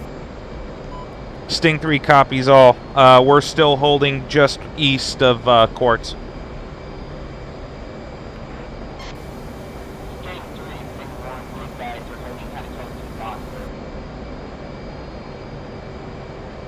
Sting 1, Sting 3, say again. Sting 3, Sting 1, be advised you're holding kind of close to Groove Lake there.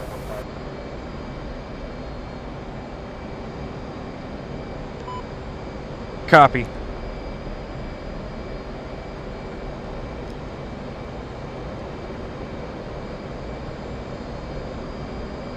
Yeah, we don't want to overfly Groom Lake. That could be bad for our health. Stingray 2, we have Cold Buffet. Stingray 2-2, Cold Buffet.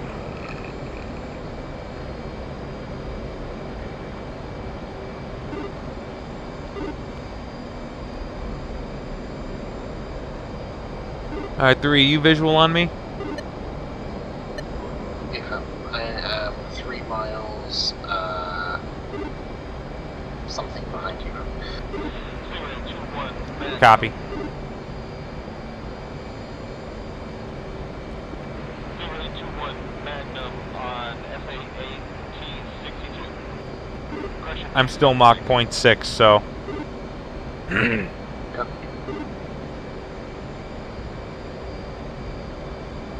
Making a beeline for the line, as it were.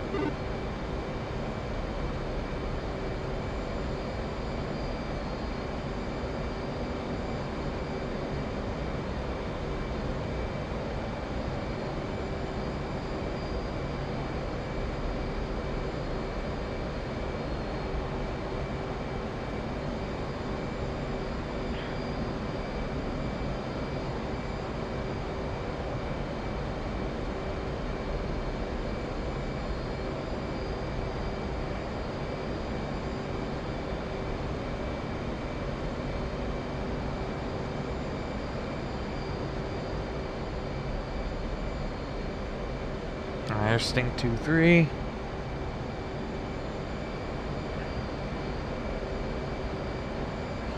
Huh, well, that was exciting. Whew.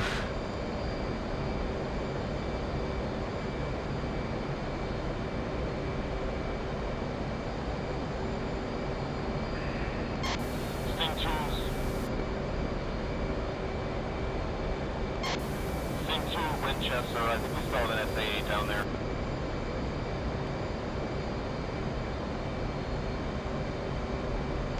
Sting 2, Sting 3. Confirm you think the SA-8 is still active?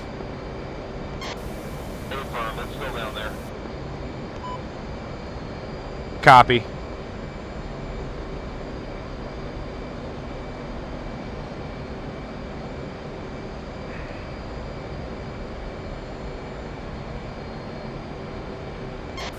In the words of Michael Bolton, I always do that. I always screw up some mundane detail. Alright, 3, let's turn back towards Quartz. Sting 2, Sting 3. Should we proceed Oscar Mike or RTB? ALR's low, that's an abort. Sting 3 copies, aborting.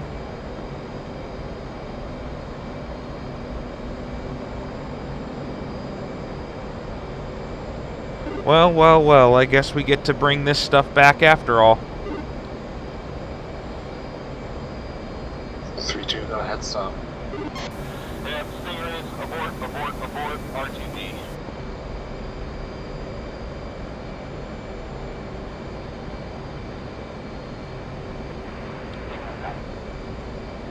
Sting 3 copies, abort, abort, abort. Sting 3 RTB. Sting 2, could you advise which route?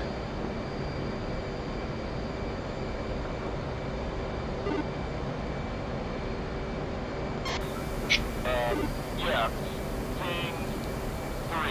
If you just skip your target waypoint, and bear east of the target area a little ways, you should be well outside of the engagement range of that SAM. Copy. We'll push waypoint 7 and give that SAM a wide berth. Sting 3 out. Copy all that too? 3, sorry. I did. Should I ask why there's an F-18 literally directly on the moon lake, or is that not the kind of question that I should ask? Nah, just make a mental note of it. We'll bring it up in debrief. I'm just making sure it's not us. Like Dolby, how did he not get shot down? Apparently there's supposed to be aliens over there. Is that Dolby? Yes, it's Dolby. Oh, man. Dolby is directly over the moon lake. Well, he is infantry.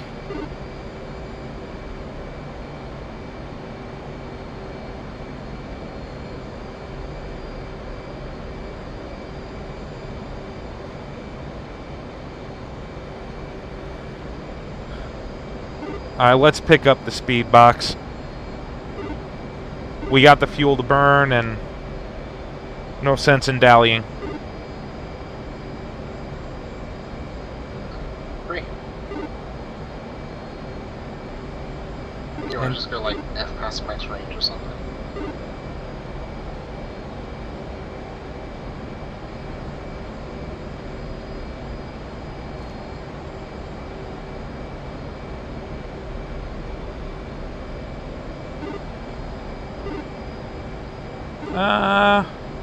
Nah. We'll just go full mill and keep that plugged in until we can't anymore. I just realized I'm following up on wrench, not you.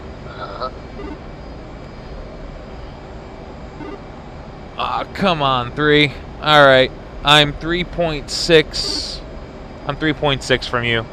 Heading, Yeah, I noticed that, it's a 2-1 and not A. to quote Buckman, In my defense, that would be a problem. In my defense, you're 2 miles separated. Yeah, that's a fair point. Like Ion just took off, maybe?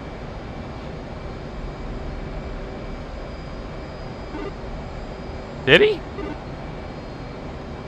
Someone just departed from Nellis. I almost landed at the commercial airport for a second.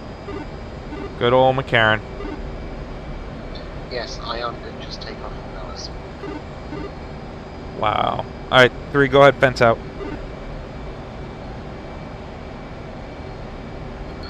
3, fenced out, 6.7.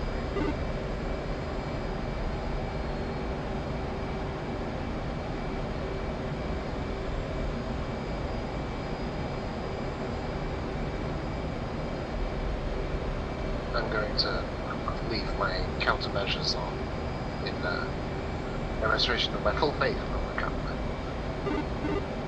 government. We are like 20 miles from the target area.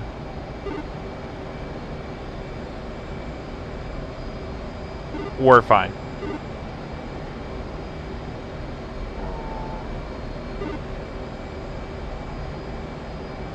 I'll tell you what, Box. If you get shot down flying in formation with me by that SA-8, I'll let you say I told you so, and I won't even put up a fuss.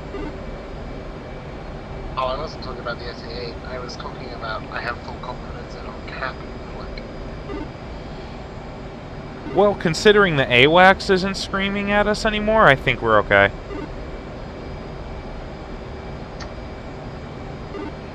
Looks at Stingrays, AWACS crews. Historically.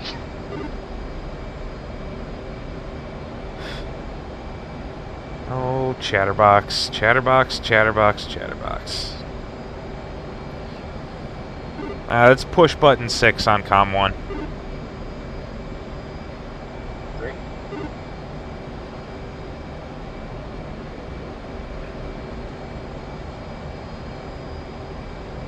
Sting 3 flight, check in button 6 in the red.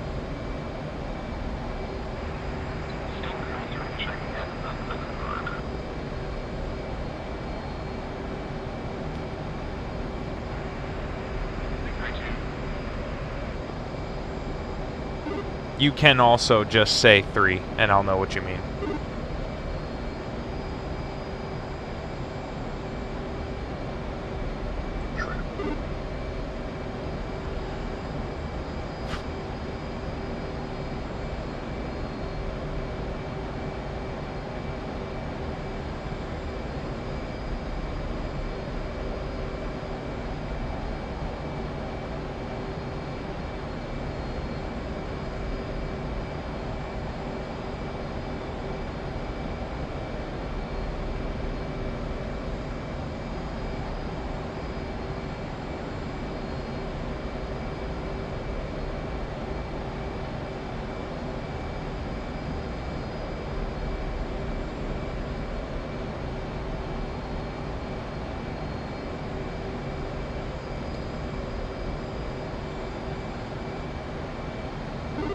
All right, let's start coming downhill. Are you guys doing some sort of VSEP situation over there?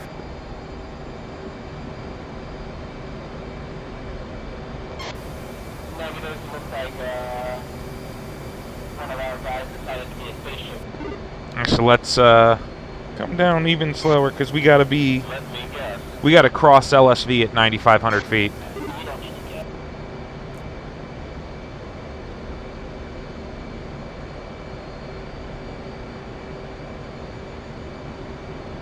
Oh, never mind. We have 63 miles to strike.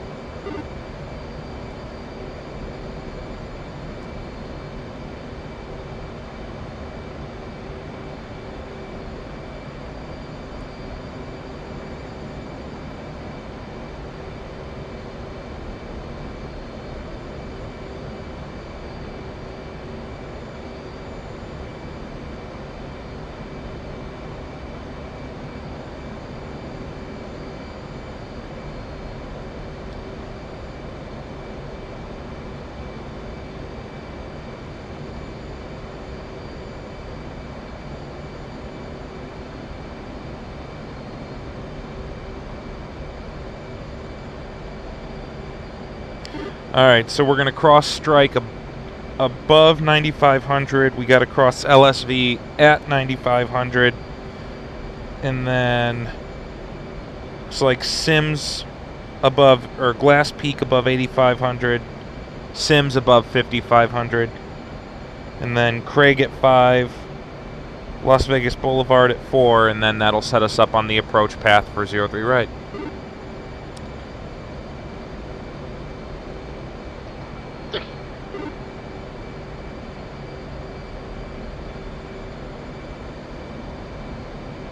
Arrival briefing completed.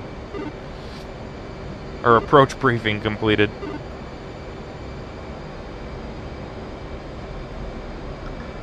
Landing checklist. Seatbelt sign illuminated. Ah. Yeah, go ahead and cycle the seatbelt sign to let the cabin crew know to start preparing.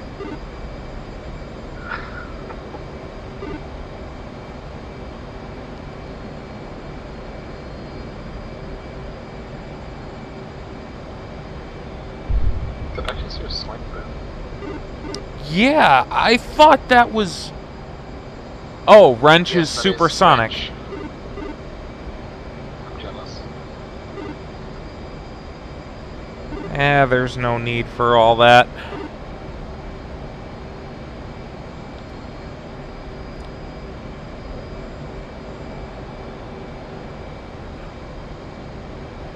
Then again, we do have some fuel to burn off.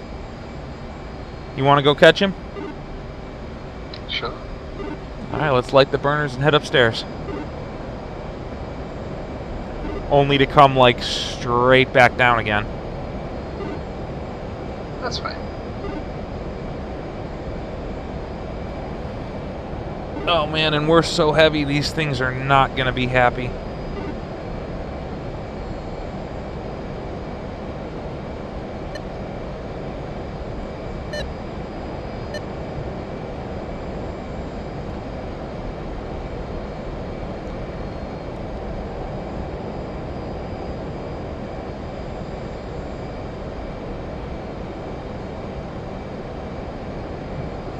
Alright, let's roll over and start leveling off. Fido, go flight. Econ, go flight. Ooh, let's shoot for 36,000.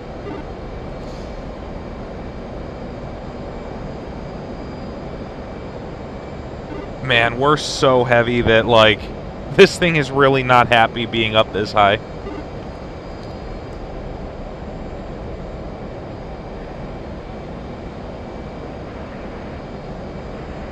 Nose traffic, Stingray 547, turning left across the The ignition record for the altitude is 35.5, just so you're aware.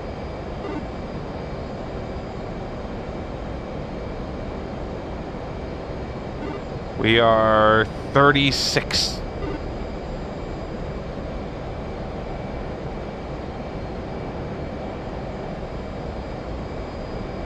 When we start heading downhill, Box, we're gonna have to go idle in boards.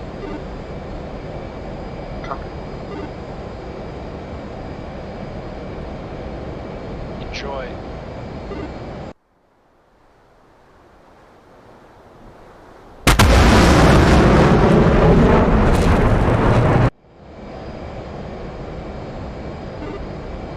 So in my F3 view, I just got a sonic boom at Mach 0.94. That's not right.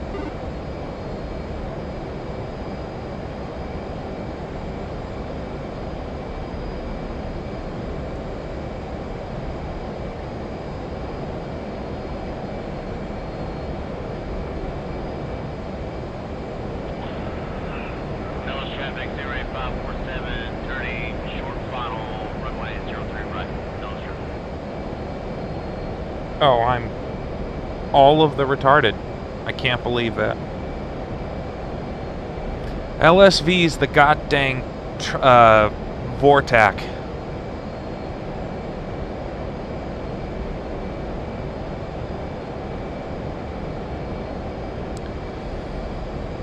I'm the big dumb.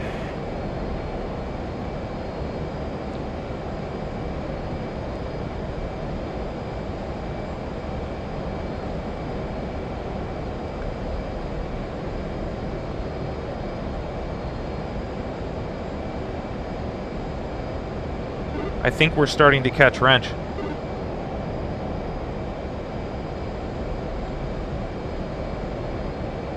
Unfortunately, we have 11 miles to strike, so... yeah, probably right around where he started downhill is where we're going to start downhill, to be honest. How are we going 80 knots faster than him? I do not know. Alright, off the burners, full idle. Boards out.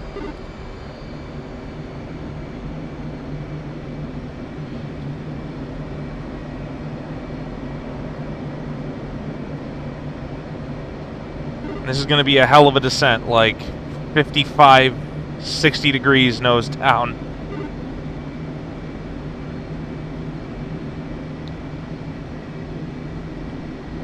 And we're still not going to cross at the right altitude.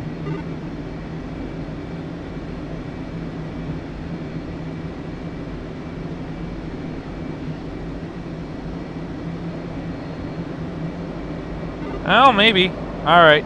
Level out. Oh, man.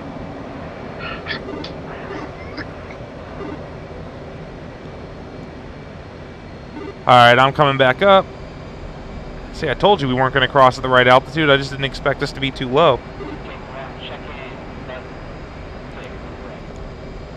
What is it, 95? Yeah, 9,500. Listen.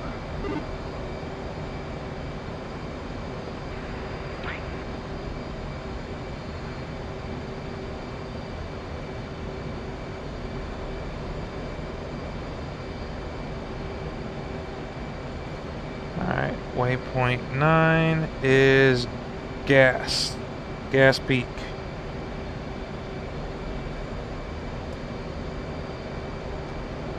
But we are going to proceed to Sims.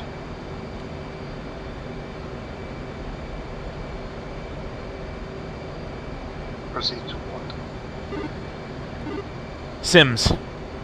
So we gotta descend down to... we gotta cross Sims at 55.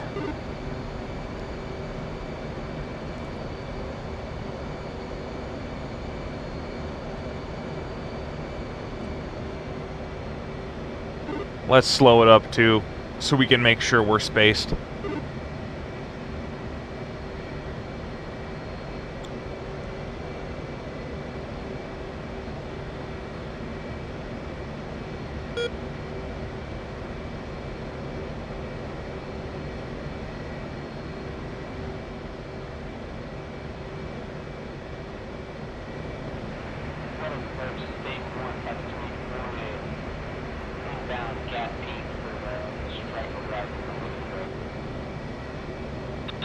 Dallas traffic, into inbound strike arrival. And Nellis traffic, Sting 3, flight of 2 F-18s, inbound strike arrival.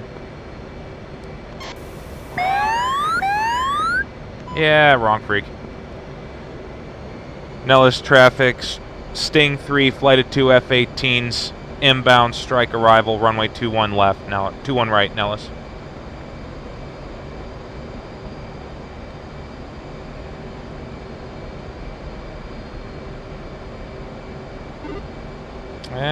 Actually, I called that wrong, because we're on the wrong part of the approach for 2-1. I was gonna say, isn't this 03? This is.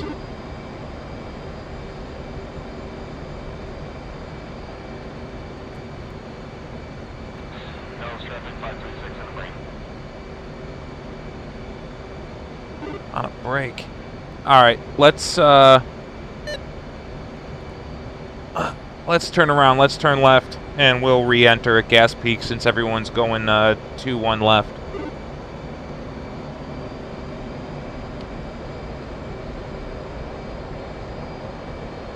I mean, we could probably just cut across to the waypoint, not that far. Yeah, but that would cut us in front of the 3 ship, a Sting 1, and I don't want to cut them off. Okay. Alright, let's climb up to 8,500.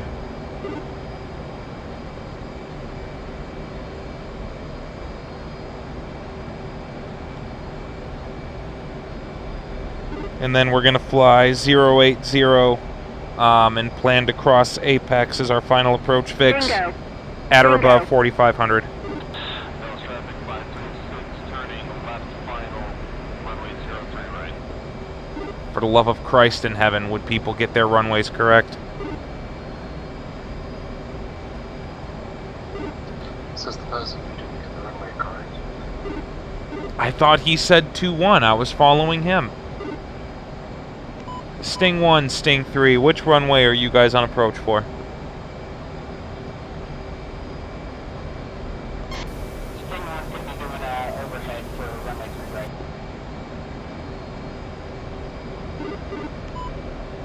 Copy, Sting 1, Sting 3 out.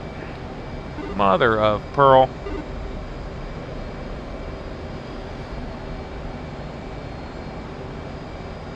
Well, at least that gave us spacing from them.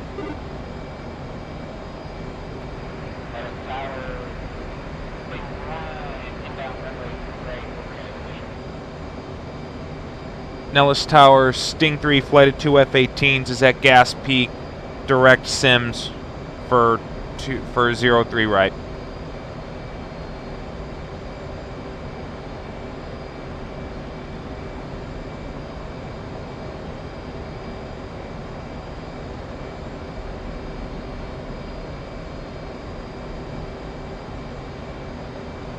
Well, if we were heavy before, we're not gonna be now. I mean, we still are. We've got our full load of bombs.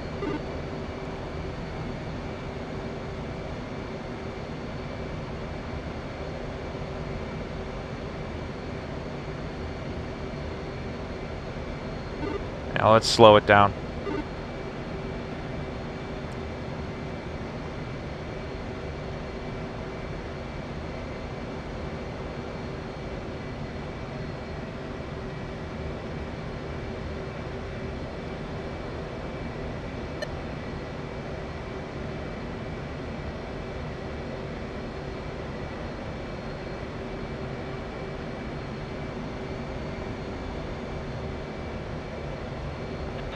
Nellis 536, clearly active. Nellis.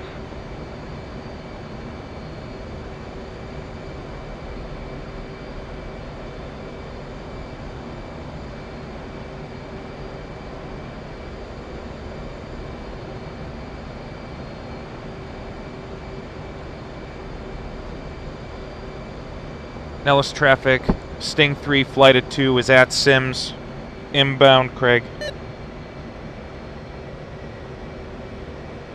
Alright, boards out.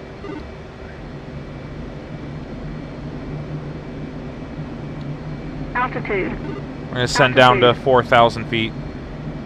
and then hold that until we cross. We'll configure like this. Or do you want to do a break? I like not breaking. All right, roger. Keep the throttles in.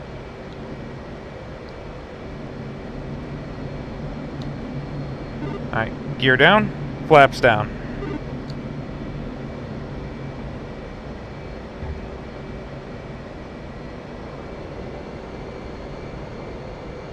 Nellis traffic, Sting 3, flight at 2, turning short final runway 03 right, Nellis.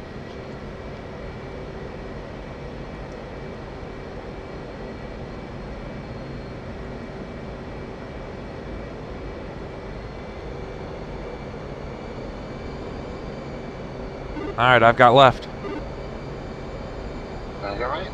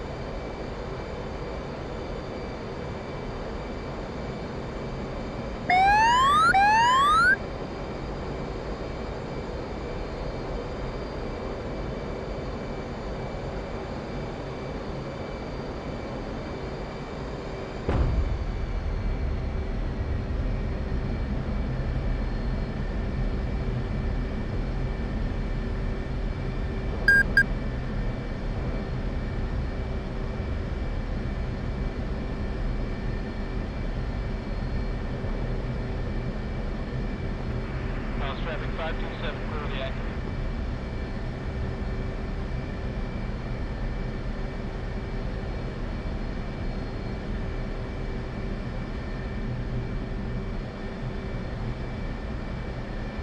Man, this thing keeps pulling to the right on me. I'm on the brakes.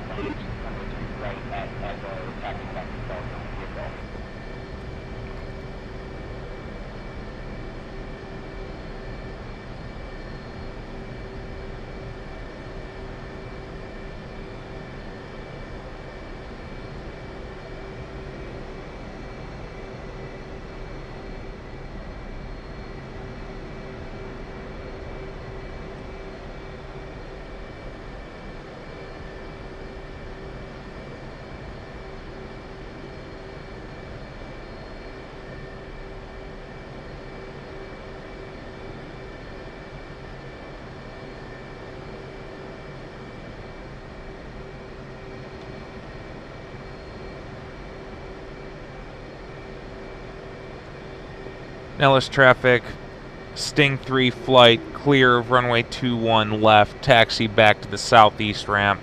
Nellis.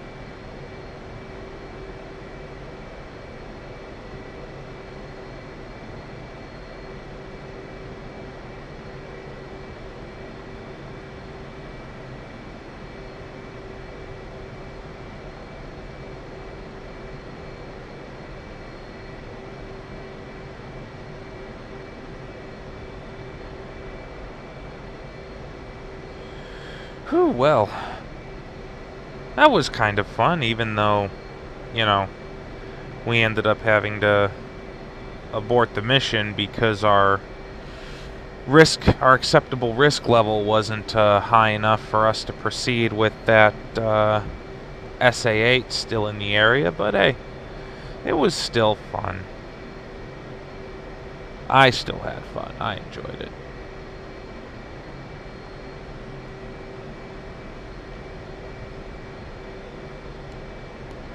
And those of you that are watching currently, I hope you enjoyed it too. After this, we're going to taxi back, get into the stand, shut down, and then we're going to hop out of the jets and go debrief the mission.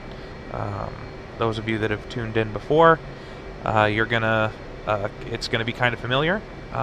Those of you that are joining us for the first time, hope you find it interesting. Doing the debrief is something we started doing about a year ago. Doing the briefing and the debriefing, that is. We started doing that about a year ago, maybe 2 years ago, somewhere around there, and it's really helped us to grow and identify issues during missions that need to be addressed in training or personal practice or whatever. So that's pretty much the next step. We're just kind of taxiing in right now, which isn't the most exciting thing. Mental note for a debrief item: taxiing in with your flaps down means there's a problem, either with you or with the jet. But taxiing back in with flaps down is a no-no in military aviation. So I've been told. That was told to me by Cobb, who's our OPSO and 35-year veteran of the Air Force. But I guess it could be wrong, technically, or possibly. I'm sure somebody's going to correct me if it is, but either way, our SOP for the squadron is a flaps up, taxi back in. So that is what everybody should be doing.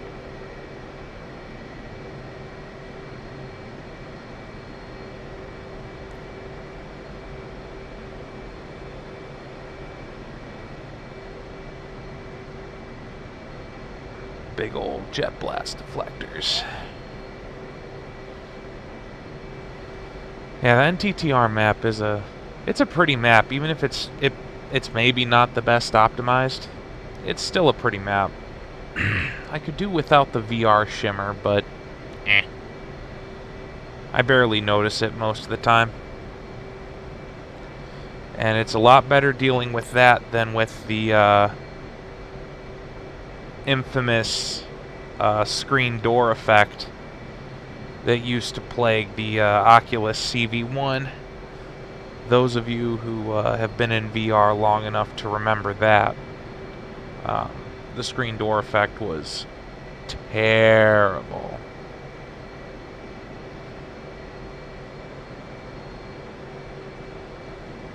Absolutely terrible. I mean, it's something you kind of got used to after a bit, but... Ugh, I hate looking for parking. You hate what? Looking for parking. Oh yeah, I was just looking at all of this going, shit, which one was ours? I'm used to being on the far end, not this end. It's, 1 to 3 plus a fourth, so it should be... We should be in 9, 10, and 11. You'd be 9, I'd be 11. Yeah, I think Gossip might be in the right spot, so we'll probably just index off of him. Unless that's Wrench, because I see Carrier Guy That's here. not... Yeah, no, that's not... Okay, That's so then Hotspur. I'm passing yours.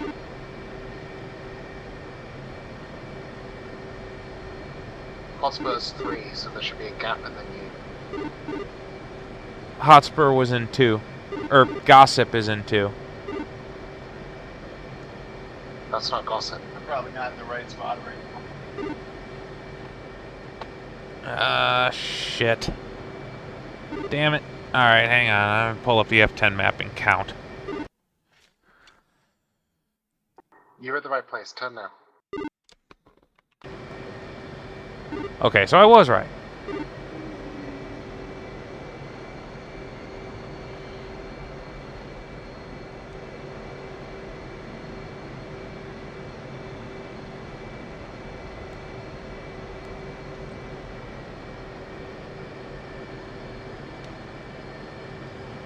Oh, I'm not straight. I'm not parked straight. But whatever.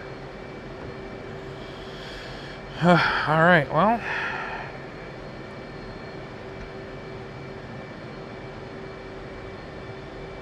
I don't know if I'd necessarily call that... it's a successful mission in the sense that everybody came home. And that is what you want more often than not.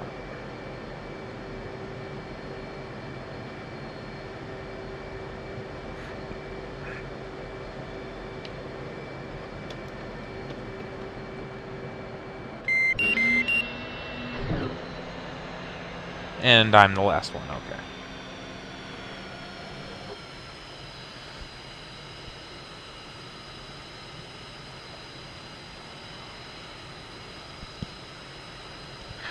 Ooh-wee.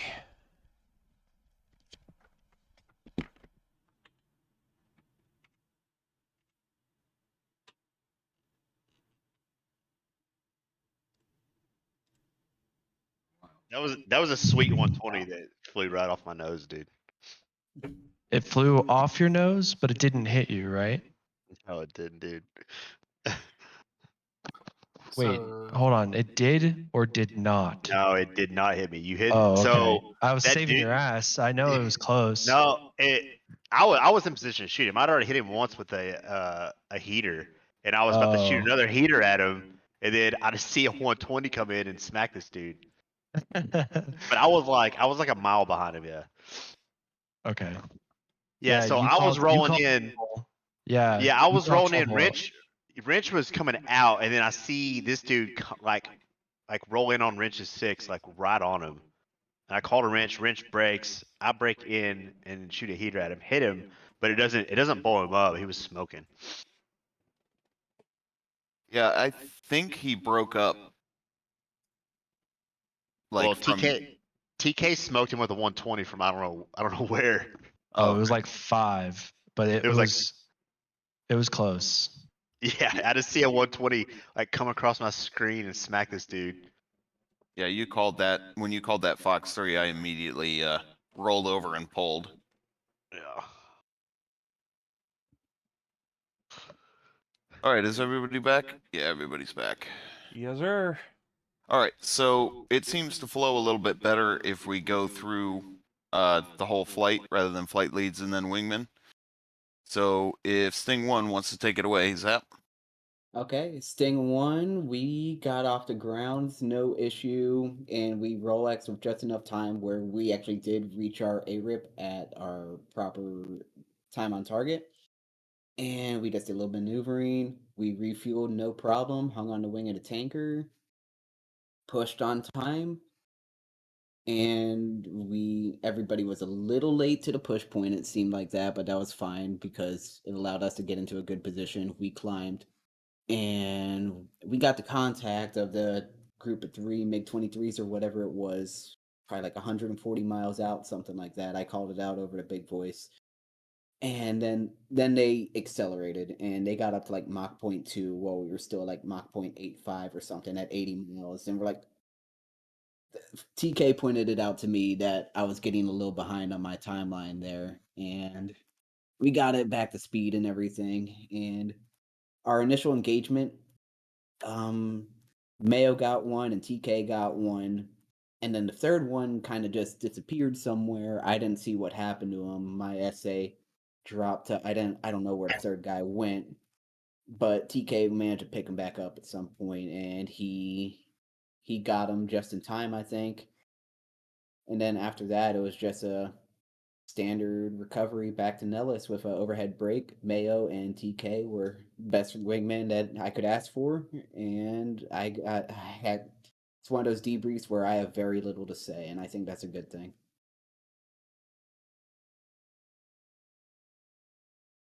All right, and who is your dash 2. Mayo. Yo, Zap, you were awesome as the lead, man. That was great, and I've really got nothing else to add. That went really well. It was really fun. So, thank you.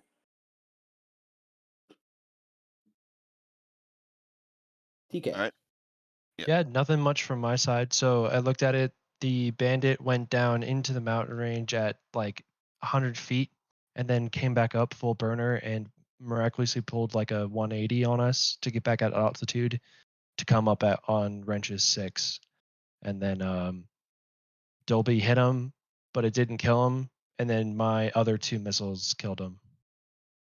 Can you screen that? I'd like to see it. Yeah, if you have, I if got you the have GIF, detective. so Okay. I'm gonna get it over. Okay. Other than that, yeah, like Zap was saying, like we were a little bit behind timeline, so whenever they pushed forward, I had to take a pretty short 360 full burner to just get back to them. Those 23s were screaming hot, and we just weren't fast enough, so I was a little scared about that. So we tried to push altitude just to see what we could do with that. And then when we engaged, I wanted everything to kind of settle before I shot, so I came a little bit within my RMAX shot just because I wanted to make sure what was hit and what wasn't. So I shot at one, it missed. I shot at another one, it hit. The first one that missed was actually the guy that leaked. So then I came back around and I was in a better position to shoot than Zap. But once that cleared, we formed up, and then you guys called the abort. So nothing crazy from my side. Oh, wrench. I think the waypoint was a little messed up. We ended up coming in at like a 45-degree angle onto 03. So, Yeah, the last waypoint there, Las Vegas Boulevard or whatever it was, it felt like it was misplaced because it wanted it like off like 40, like he said, 45 degrees offset from the threshold, something like that. It wasn't even close to getting us in position, so we ignored it. Yeah, I mean that's sort of where it is on the departure, on the arrival procedure, because you go visual from that point. Okay.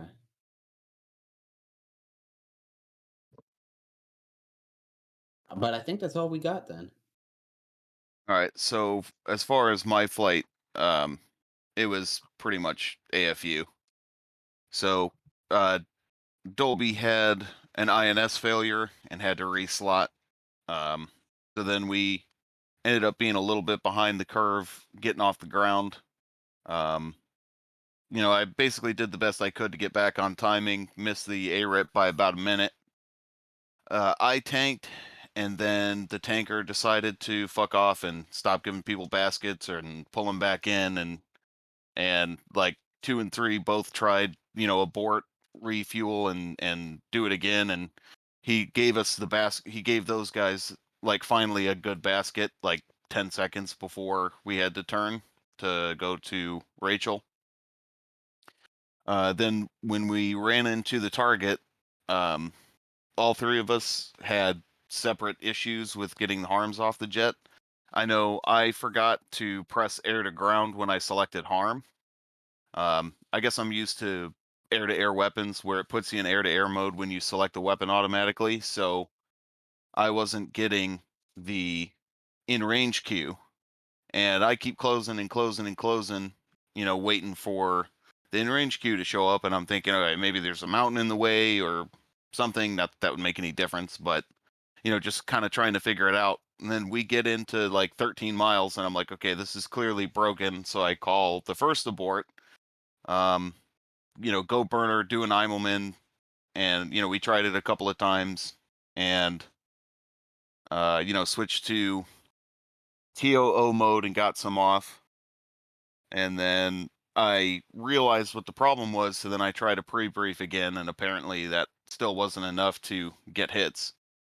And then Ion was our cold Buffett, got shot down by the SA-8. We had our little tango with the MiG there, and then Dolby ran out of gas and had to do basically an emergency back to Nellis because he wasn't able to tank. And then I, ran back in, fired my last harms, went Winchester, and apparently they didn't hit. So then I had to call the abort. So it was pretty much a complete fucking nightmare. And then -2 was Ion. Did okay until we got up to the tanker, struggled to tank again. I just need to put in some reps. I haven't had a chance to practice since I couldn't stick it on Tuesday. So I know what I'll be doing this weekend. Then like Wrench said, various cluster or problems getting harms on target. I didn't have waypoint designate set in my HSI, so I couldn't get a lock or any shoot cues or anything. He pulled the first abort. I pressed when we turned back in. I switched over to TOO, got one Magnum off, was pressing in trying to get a second, looked up and realized I'd flown into the Wes again. And I got to say, those Sams down there have no respect for the rainbow socks. None whatsoever. I was cold buffet, jumped in a plane, went back to see if I could help my comrades before getting a snack, but they were already RTB. So I turned around and got a really pretty good rep on the landing. So began well, ended well, a lot of FU in the middle. Over to you, 3, Dolby. Yeah, same deal. Hit the tanker, trying to get the tanker to drop the right basket for the guy on the, on the side that you're actually on. Had some issues there, and then he wouldn't drop a basket. Jack with the radio. Anyway, we got to where we had to push, so I ended up pushing with like 7.8 fuel state. So we pushed. I had my harm set up, ready to go. We rolled in with wrench, and then like 13 miles, he called abort. So aborted, switched TO mode. I got 2 magnums off. I got one on the search radar and then one on the actual SA8. 2 hits on those. And I rolled back in, switched to pre-brief mode to my second target. And then as I was rolling in, I magnum twice on those. That's why I see Rich coming off. And then I see the Bandit on a 6, like real close. And so I switched to air-to-air mode real quick. Shot a heater at it, got a hit. About to shoot another heater, and then I see a telephone pole come across my screen and kill it. And then called up to wrench that I needed to RTB for low state, and I ran emergency fuel profile all the way back. And that was about it. All right, Sting 3.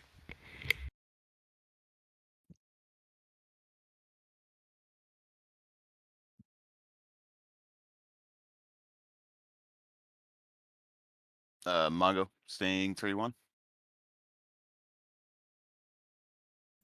Can you guys not hear me You at are all? muted if you didn't. Oh, well, I realize. did. That would be the problem. There we go. Okay, so, yeah, so our flight started out okay, but we started out a little bit behind, because, for my part, I entered some of the waypoints incorrectly as target points. But some of them I put in as launch points because I was rushing and not paying as close attention as I should have. So that's why we were still sitting at the ramp when everyone was, lining up to get onto runway 03 right. And I think it was Chatterbox who drew my attention to that, and it was like, okay. So the comms check went okay. I know Gossip was having a little bit of trouble with the getting the mids up, but Box got him squared away pretty quick, I noticed. So wasn't a huge issue there. We did end up finally getting all the points plugged in well, actually, I was the last one because I had to fix some of mine. But so we got off the ground. Box was doing a good job keeping me appraised of our ground speed requirement to meet our time on target at the tanker track. And we ended up just full burner the entire way there to try and get there as close to on time as possible. And we ended up hitting our tanker about the same time as Sting 1 and 2 hit theirs. So mission accomplished, sort of. Box and I hooked up first, took full tanks, and then we formed up and had Gossip do his lineup. Voice attack was giving him fits. So he was having to fight that while also air to air refueling something that he said he still wasn't very proficient at. So I made the decision as the flight lead. We hit our turnaround time where we had to start heading towards Rachel to be even close to on time. So I made the decision for him to continue attempting to refuel. And let me make sure. Can you guys still hear me? Yeah, you're good. Okay, cool. Yeah, you're good. Cool. So I made the decision for him to continue to try and refuel. If he could get enough fuel to complete the mission, then catch up with us. Otherwise, if he got down to 3,000 pounds, I told him to RTB, which is what ended up happening. He had called, and that was when I was calling up to the mission commander, letting him know what 3-2 state was, and then when Gossip said that he was gonna RTB for fuel, let him know. The rest of the flight, with just myself and Chatterbox, went fine. We hit Rachel on time. On time. We hit it at the same time as the other two flights did, and so we pushed in our sequence, proceeded to Quartz, set up an orbit at Quartz that was a little bit messy in the beginning, but we set best economy and just loitered waiting for the go ahead from the seed flight, and had a bit of a scare initially when one of the MiG-23s was bearing down on us. Box, and looking at the TAC view, I think you popped flares on a radar lock from a friendly F-18. Yeah, no, I was like 80%, but might as well. It's better to waste the flares than the F-18. That's true. So we had one of those MiG-23s coming in our direction, a little bit less than friendly, got a little squirrely, but it was all good. And then of course, we got the abort call that the mission was scrubbed, so we gave the Wes a nice wide berth, rejoined, and headed back to Nellis. A little bit of confusion on the arrival, but it ended up working out okay. Good landing, good taxi back in, good mission. So Gossip, I'll turn it over to you. Yeah, not too much to add to that. I think Mongo covered it pretty well. Everything was pretty smooth. I don't know that we would have gotten off the deck any faster because I just finished plugging mine in right when Chatterbox was telling Mongo that we were past time. So, but the first part went fine. We got up to tanker, as was mentioned. My voice attack decided to crash. It was working fine and was starting to I was initiating the whole thing with tanker, and then halfway through it just crashed and then blacked out my VR, which was fun because it relaunched and required like an admin dialog box to launch. I wasn't able to stick it. I would say I've spent a bunch of time just screwing with my damn joystick, taking it apart and swapping out springs and stuff like that. And then I added a whole bunch more I added a pretty significant curve to it before this evening, and I actually think that was quite nice. I like it a lot. I think it was closer than it felt a lot better than it has felt before. So I'm hopeful that with some more reps, it'll start to stick a little better. I got closer than I usually do. So unfortunate, but was able to call it an RTB with FPass's help and make it back. So apologies for not being able to get out, but we didn't get to drop bombs anyway because of the situation on the ground. So hopefully better result next time. Box. Not really much for me to say, to be honest. I spent the whole flight looking at my time on targets and my HSI ground speed, just sort of watching the mission go on without us. It, yeah, there's really nothing for me to say. The landing was confusing. Dream departure always sounds simple until you actually do it, and then all the waypoints arrive far too quickly. But apart from that, I haven't got anything to say.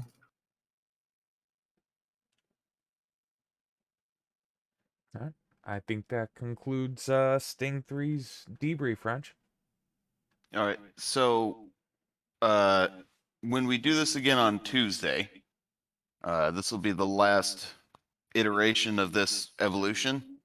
It's going to be Mongo, Gossip, and Buzz. Hopefully his computer is fixed by then. You guys are going to be the seed flight, and as much of a non-issue as it sounds like to shoot harms, the harms have been a sticking point on Tuesday, and they were definitely a sticking point for us today. Like I said, all three of us had 3 separate issues that did not allow us to shoot harms. So make sure you guys take some time in the intervening, couple of days to go out and shoot some harms and make sure that you can do a pre-briefed harm launch, first time every time. I think I was probably a little overconfident, and the thing that you always forget is there's a lot of buttons to push when you're going to shoot the harm, especially in pre-brief mode. And when you're at that edge of task saturation, thinking about other things, and you assume that the harm's going to be the easy part, that one button you forget to push is going to fuck you and, get somebody killed and scrub a mission. And it's not a good feeling. No, it is not. Oh, one thing I wanted to actually 2 things that I wanted to mention. Number one is when we're taxiing in, if you taxi with your flaps down, that's an indication to the ground crew and everybody that there's a problem. It's either with your jet or it's with you, but there's a problem. So if there's nothing wrong with you, flaps up. Same with taxiing to the taxiway to take off. Like I saw everybody was taxiing with their flaps down because for whatever reason, the switch when you spawn in the jet, it's in the down position, which in the actual jet the flaps will be down because the hydraulic pressure leaks back to the tank over time. But make sure as part of your startup you run the flap switch all the way down and then all the way back up. And then the second thing was somebody overflew Nellis. Or not Nellis, Groom Lake. Oh yeah, that was I saw in the screenshot. That was Dolby while we were having our Harmapalooza. I think overflying, like entering the Groom Lake airspace, was the least of our problems at that point. Fair enough. There That is. happens, but I will say, situational awareness is still, even when everything's hitting the fan, you got to be able to maintain your SA and know where you are, especially when it comes to the airspace. This mission relatively benign because we didn't have anything. Usually when we do missions on the NTTR, there's something on Groom Lake to just viciously punish anybody who intrudes on that airspace, but it wasn't in there today. But just something to work on, especially in an environment like that where everything's going wrong and you're nearing task saturation. You don't want to fly into somebody. So Yeah, and operationally, that could be like the Iranian border. right, which can you say international incident? Yeah. So yeah, those were the only macro things that that I noticed during the flight as far as the whole squadron goes. In the real world, out at Red Bob's Flag, here. if you overfly Groom Lake, you will be instantly disqualified and sent home. Oof. Bye, Dolby. Dolby's going back to the rag. Well, Wrench, I will say that your harm snafu probably saved your life. Are you watching the screen? Oh, hold on. Yeah, you turned right at the. We Wait aborted for it. right at the Wes. Oh, No, yeah, they're but- ahead of us. You're but I ahead of mean, us. Like, And had look, yeah, but like, had we been able to shoot our harms in the first place, we wouldn't have gotten within 50 miles of the target. Yeah. yeah, but what that did was, since you guys were ahead of us, it saved you guys on the air-to-air target threat. Yeah, but like watch the run in. Like back it up, back it up, back it up. So right about okay, now run forward. Right about there, we should be turning away. All right, hang on. If guys, not I'm before trying that. to fix it. Yeah, we should be gone by now. Yeah. Why did you guys not go any higher up? I don't think it was about the height. I think it was about the like There they we were just having go. problems. So my plan was to go low, namely to get out of the way of the escort group, and if like simulating this is a more advanced SAM site, if we got shot at, we can use the terrain. Fair, but 5,000 feet of altitude gets you 10 miles of harm range.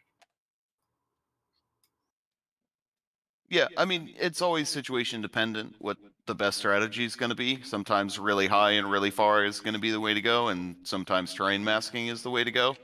So that Well, was the route I decided to go with it. Either one would have worked, just in simulating a different scenario. Wrench, Oh, for the pre-brief, were you doing aircraft lofting or harm lofting? Harm. Okay. To be fair, Aircraft there is lofting no might not have been a bad thing to try in that I situation. mean, there's like a big fuck mountain range right there. Yeah. Yeah, and I got behind the jet because we were supposed to already be at low altitude, like long before we crossed that mountain ridge. But Yeah. All good. All right, dudes. It's late. Oh, wait, I haven't changed my time zone. It's still late, but it's not as late anymore. Oh yeah, you're in Colorado now, aren't you? Hell yeah, brother. Took us 3 days. Yeah, it's only 21:41 for you now. Yeah. 23:41 If anybody for is me, looking though. for a podcast, we listened to one podcast the entire drive. Let me guess. The Fighter Pilot podcast. We started with that, but we didn't end with that. So you didn't listen to you one listened to two podcast the entire podcasts the drive. entire way. No. So we listened to one episode about flight physiology, and then we switched to this different podcast that took us the whole rest of the way. And it was Dan Carlin's Blueprint for Armageddon, World War One history. Ah. Mhm. I got a It's guy I work 24 with. hours long. I got a guy I work with who's really into Dan Carlin's history podcast. They're so good. I might have to check it out. The last history podcast I tried was a World War II history podcast because that's more my jam. And I had to turn it off halfway through the first episode because the guy kept talking about how the Treaty of Versailles was actually like super fair and how the Germans were overreacting, and he kept calling it the Fair Treaty of Versailles, and I was like, What the no. hell? Branch, I No. really think you would like this one because he spends 2 episodes talking about the lead up to the actual war itself.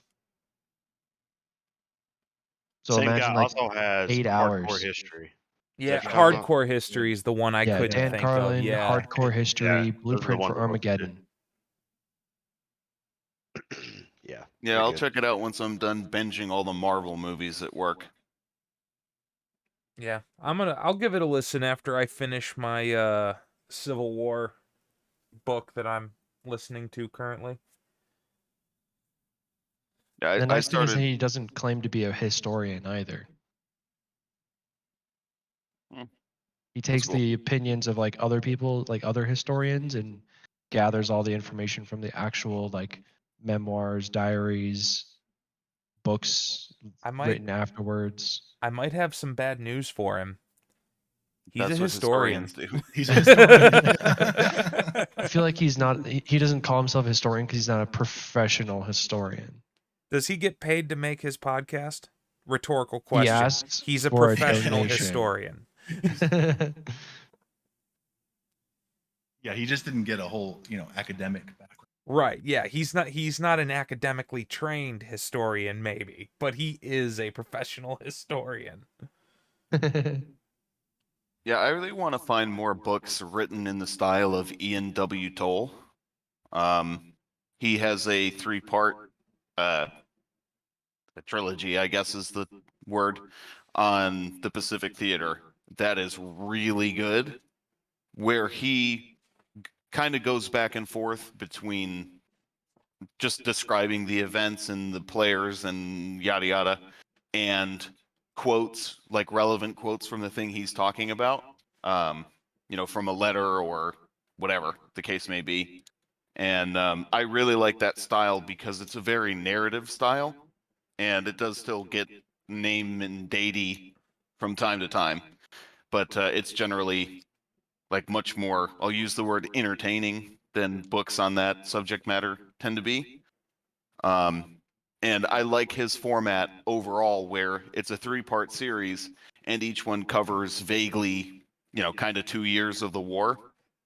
And they're all, I forget how long they are. I'll have to look, but I want to say either 12 or 24 hours long in audiobook form.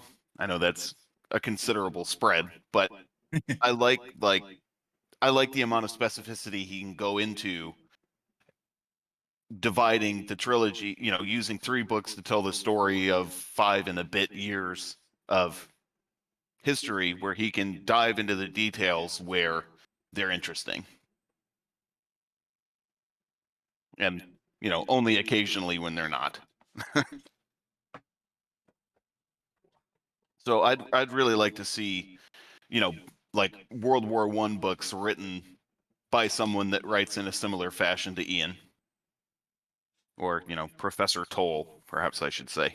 You would really like this then. Yeah, cool. I'll check it out. All right. Anybody have any official reattacks before we close everything down and go to the bar? Oh, I thought we already were. I'd We just like didn't- to say that I feel like this one went a lot better and we were a lot more coordinated. It may have technically been a failure, but at least it wasn't because all the strikers were shot down and the targets were wrong. We only lost what, 1 aircraft? Yep. Call that a win. It went a lot better.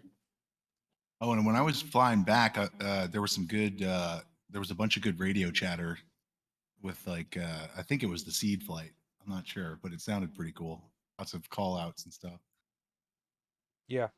The comms over Yeah. the big voice were good. That does remind me of one other thing. The escort flight, when you guys got into the heat of the moment, you guys started transmitting your Fox calls over the squadron encrypted channel and not the big voice AWACS. So Ah, that's why. Okay, yeah. I was wondering why all of a sudden I heard all those. I think call-outs. everybody might have done that because I'm pretty sure I called out my magnums over the squadron channel too. Yeah, I know I called my magnums over big voice, but I was calling like the aborts and, turning back in and stuff into squadron, which, situation dependent on which one you might want to use, but that might have been something to go out on big voice.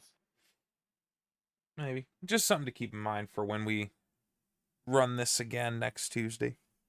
We also didn't call any of our commits or melds or anything either, to be fair. That's true.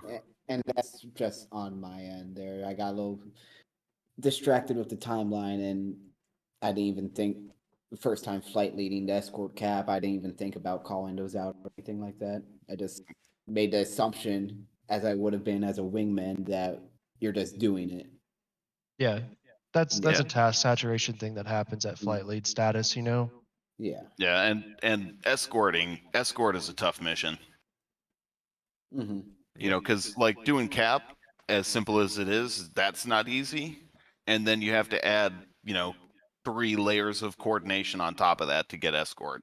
That's a tough mission. And plus SA to deconflict whenever you start breaking. Because if you go back and watch the replay, dude, we are like crossing each other a bunch. There's a lot of SAs got to go on. Yeah. I'm glad Yeah, we're that's why I repeating tried the to mission. It's stay. kind of fun to see it get better each time. Just see the differences. So. And y'all putting me as flight lead is definitely pushing me out of my comfort zone. So I appreciate that in a way. Yeah, I mean that's how you're gonna make the most progress, right? Mm-hmm. Yep. Like Dave Grohl said, suck until you don't suck anymore. Yeah, so. But all right. If nobody's got anything else, I'm gonna jump off because it's almost midnight. I have work in the morning. I do have something that I want to mention. We don't have to have a protracted discussion on it now, but call it something to mull over. We were having a discussion in admin chat this morning as to whether or not to involve the Nuggets in the mission planning process more. There's potentially pros and cons to that. Yeah, basically the argument is like they're going to learn a lot faster at the mission sets if they're helping us plan the mission sets versus it's going to be a bridge too far, expecting you guys to jump in that far that early. So, just sort of think about that and we'll reconvene on that matter later on and come to a consensus. But I win. Hi, Cobb. I think Mongo also has the record. Mongo and Box had the record. I had it, and then I lost it on the Which record? spaceship status. Oh. When you screamed over us at Mach 1 point something wrench, Box and I kicked in the burner and climbed up to 36,000 feet, and we're actually starting to catch you when you started downhill, and then we started downhill. Yeah, I never went I went supersonic on the dive, but yeah, when I was climbing to and maintaining altitude, I never went supersonic because I was full mill the whole time. I think DCS has another bug. It's not you generate large pressure shock waves which sound like sonic booms at anything above about 992.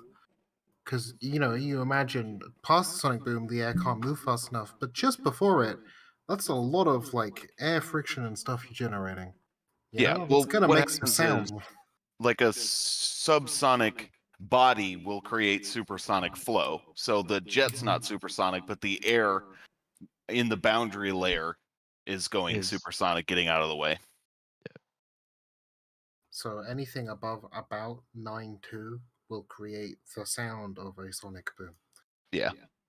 Oh, so did you guys hear a boom? Yes, we did. Science. Oh, that's cool. But okay, well, I'm going to jump off. I'm going to bed. Yeah, likewise. Cheers, guys. Good All right, flight, see you guys. Good night, See you guys. And those of you that stuck around to watch, thanks again.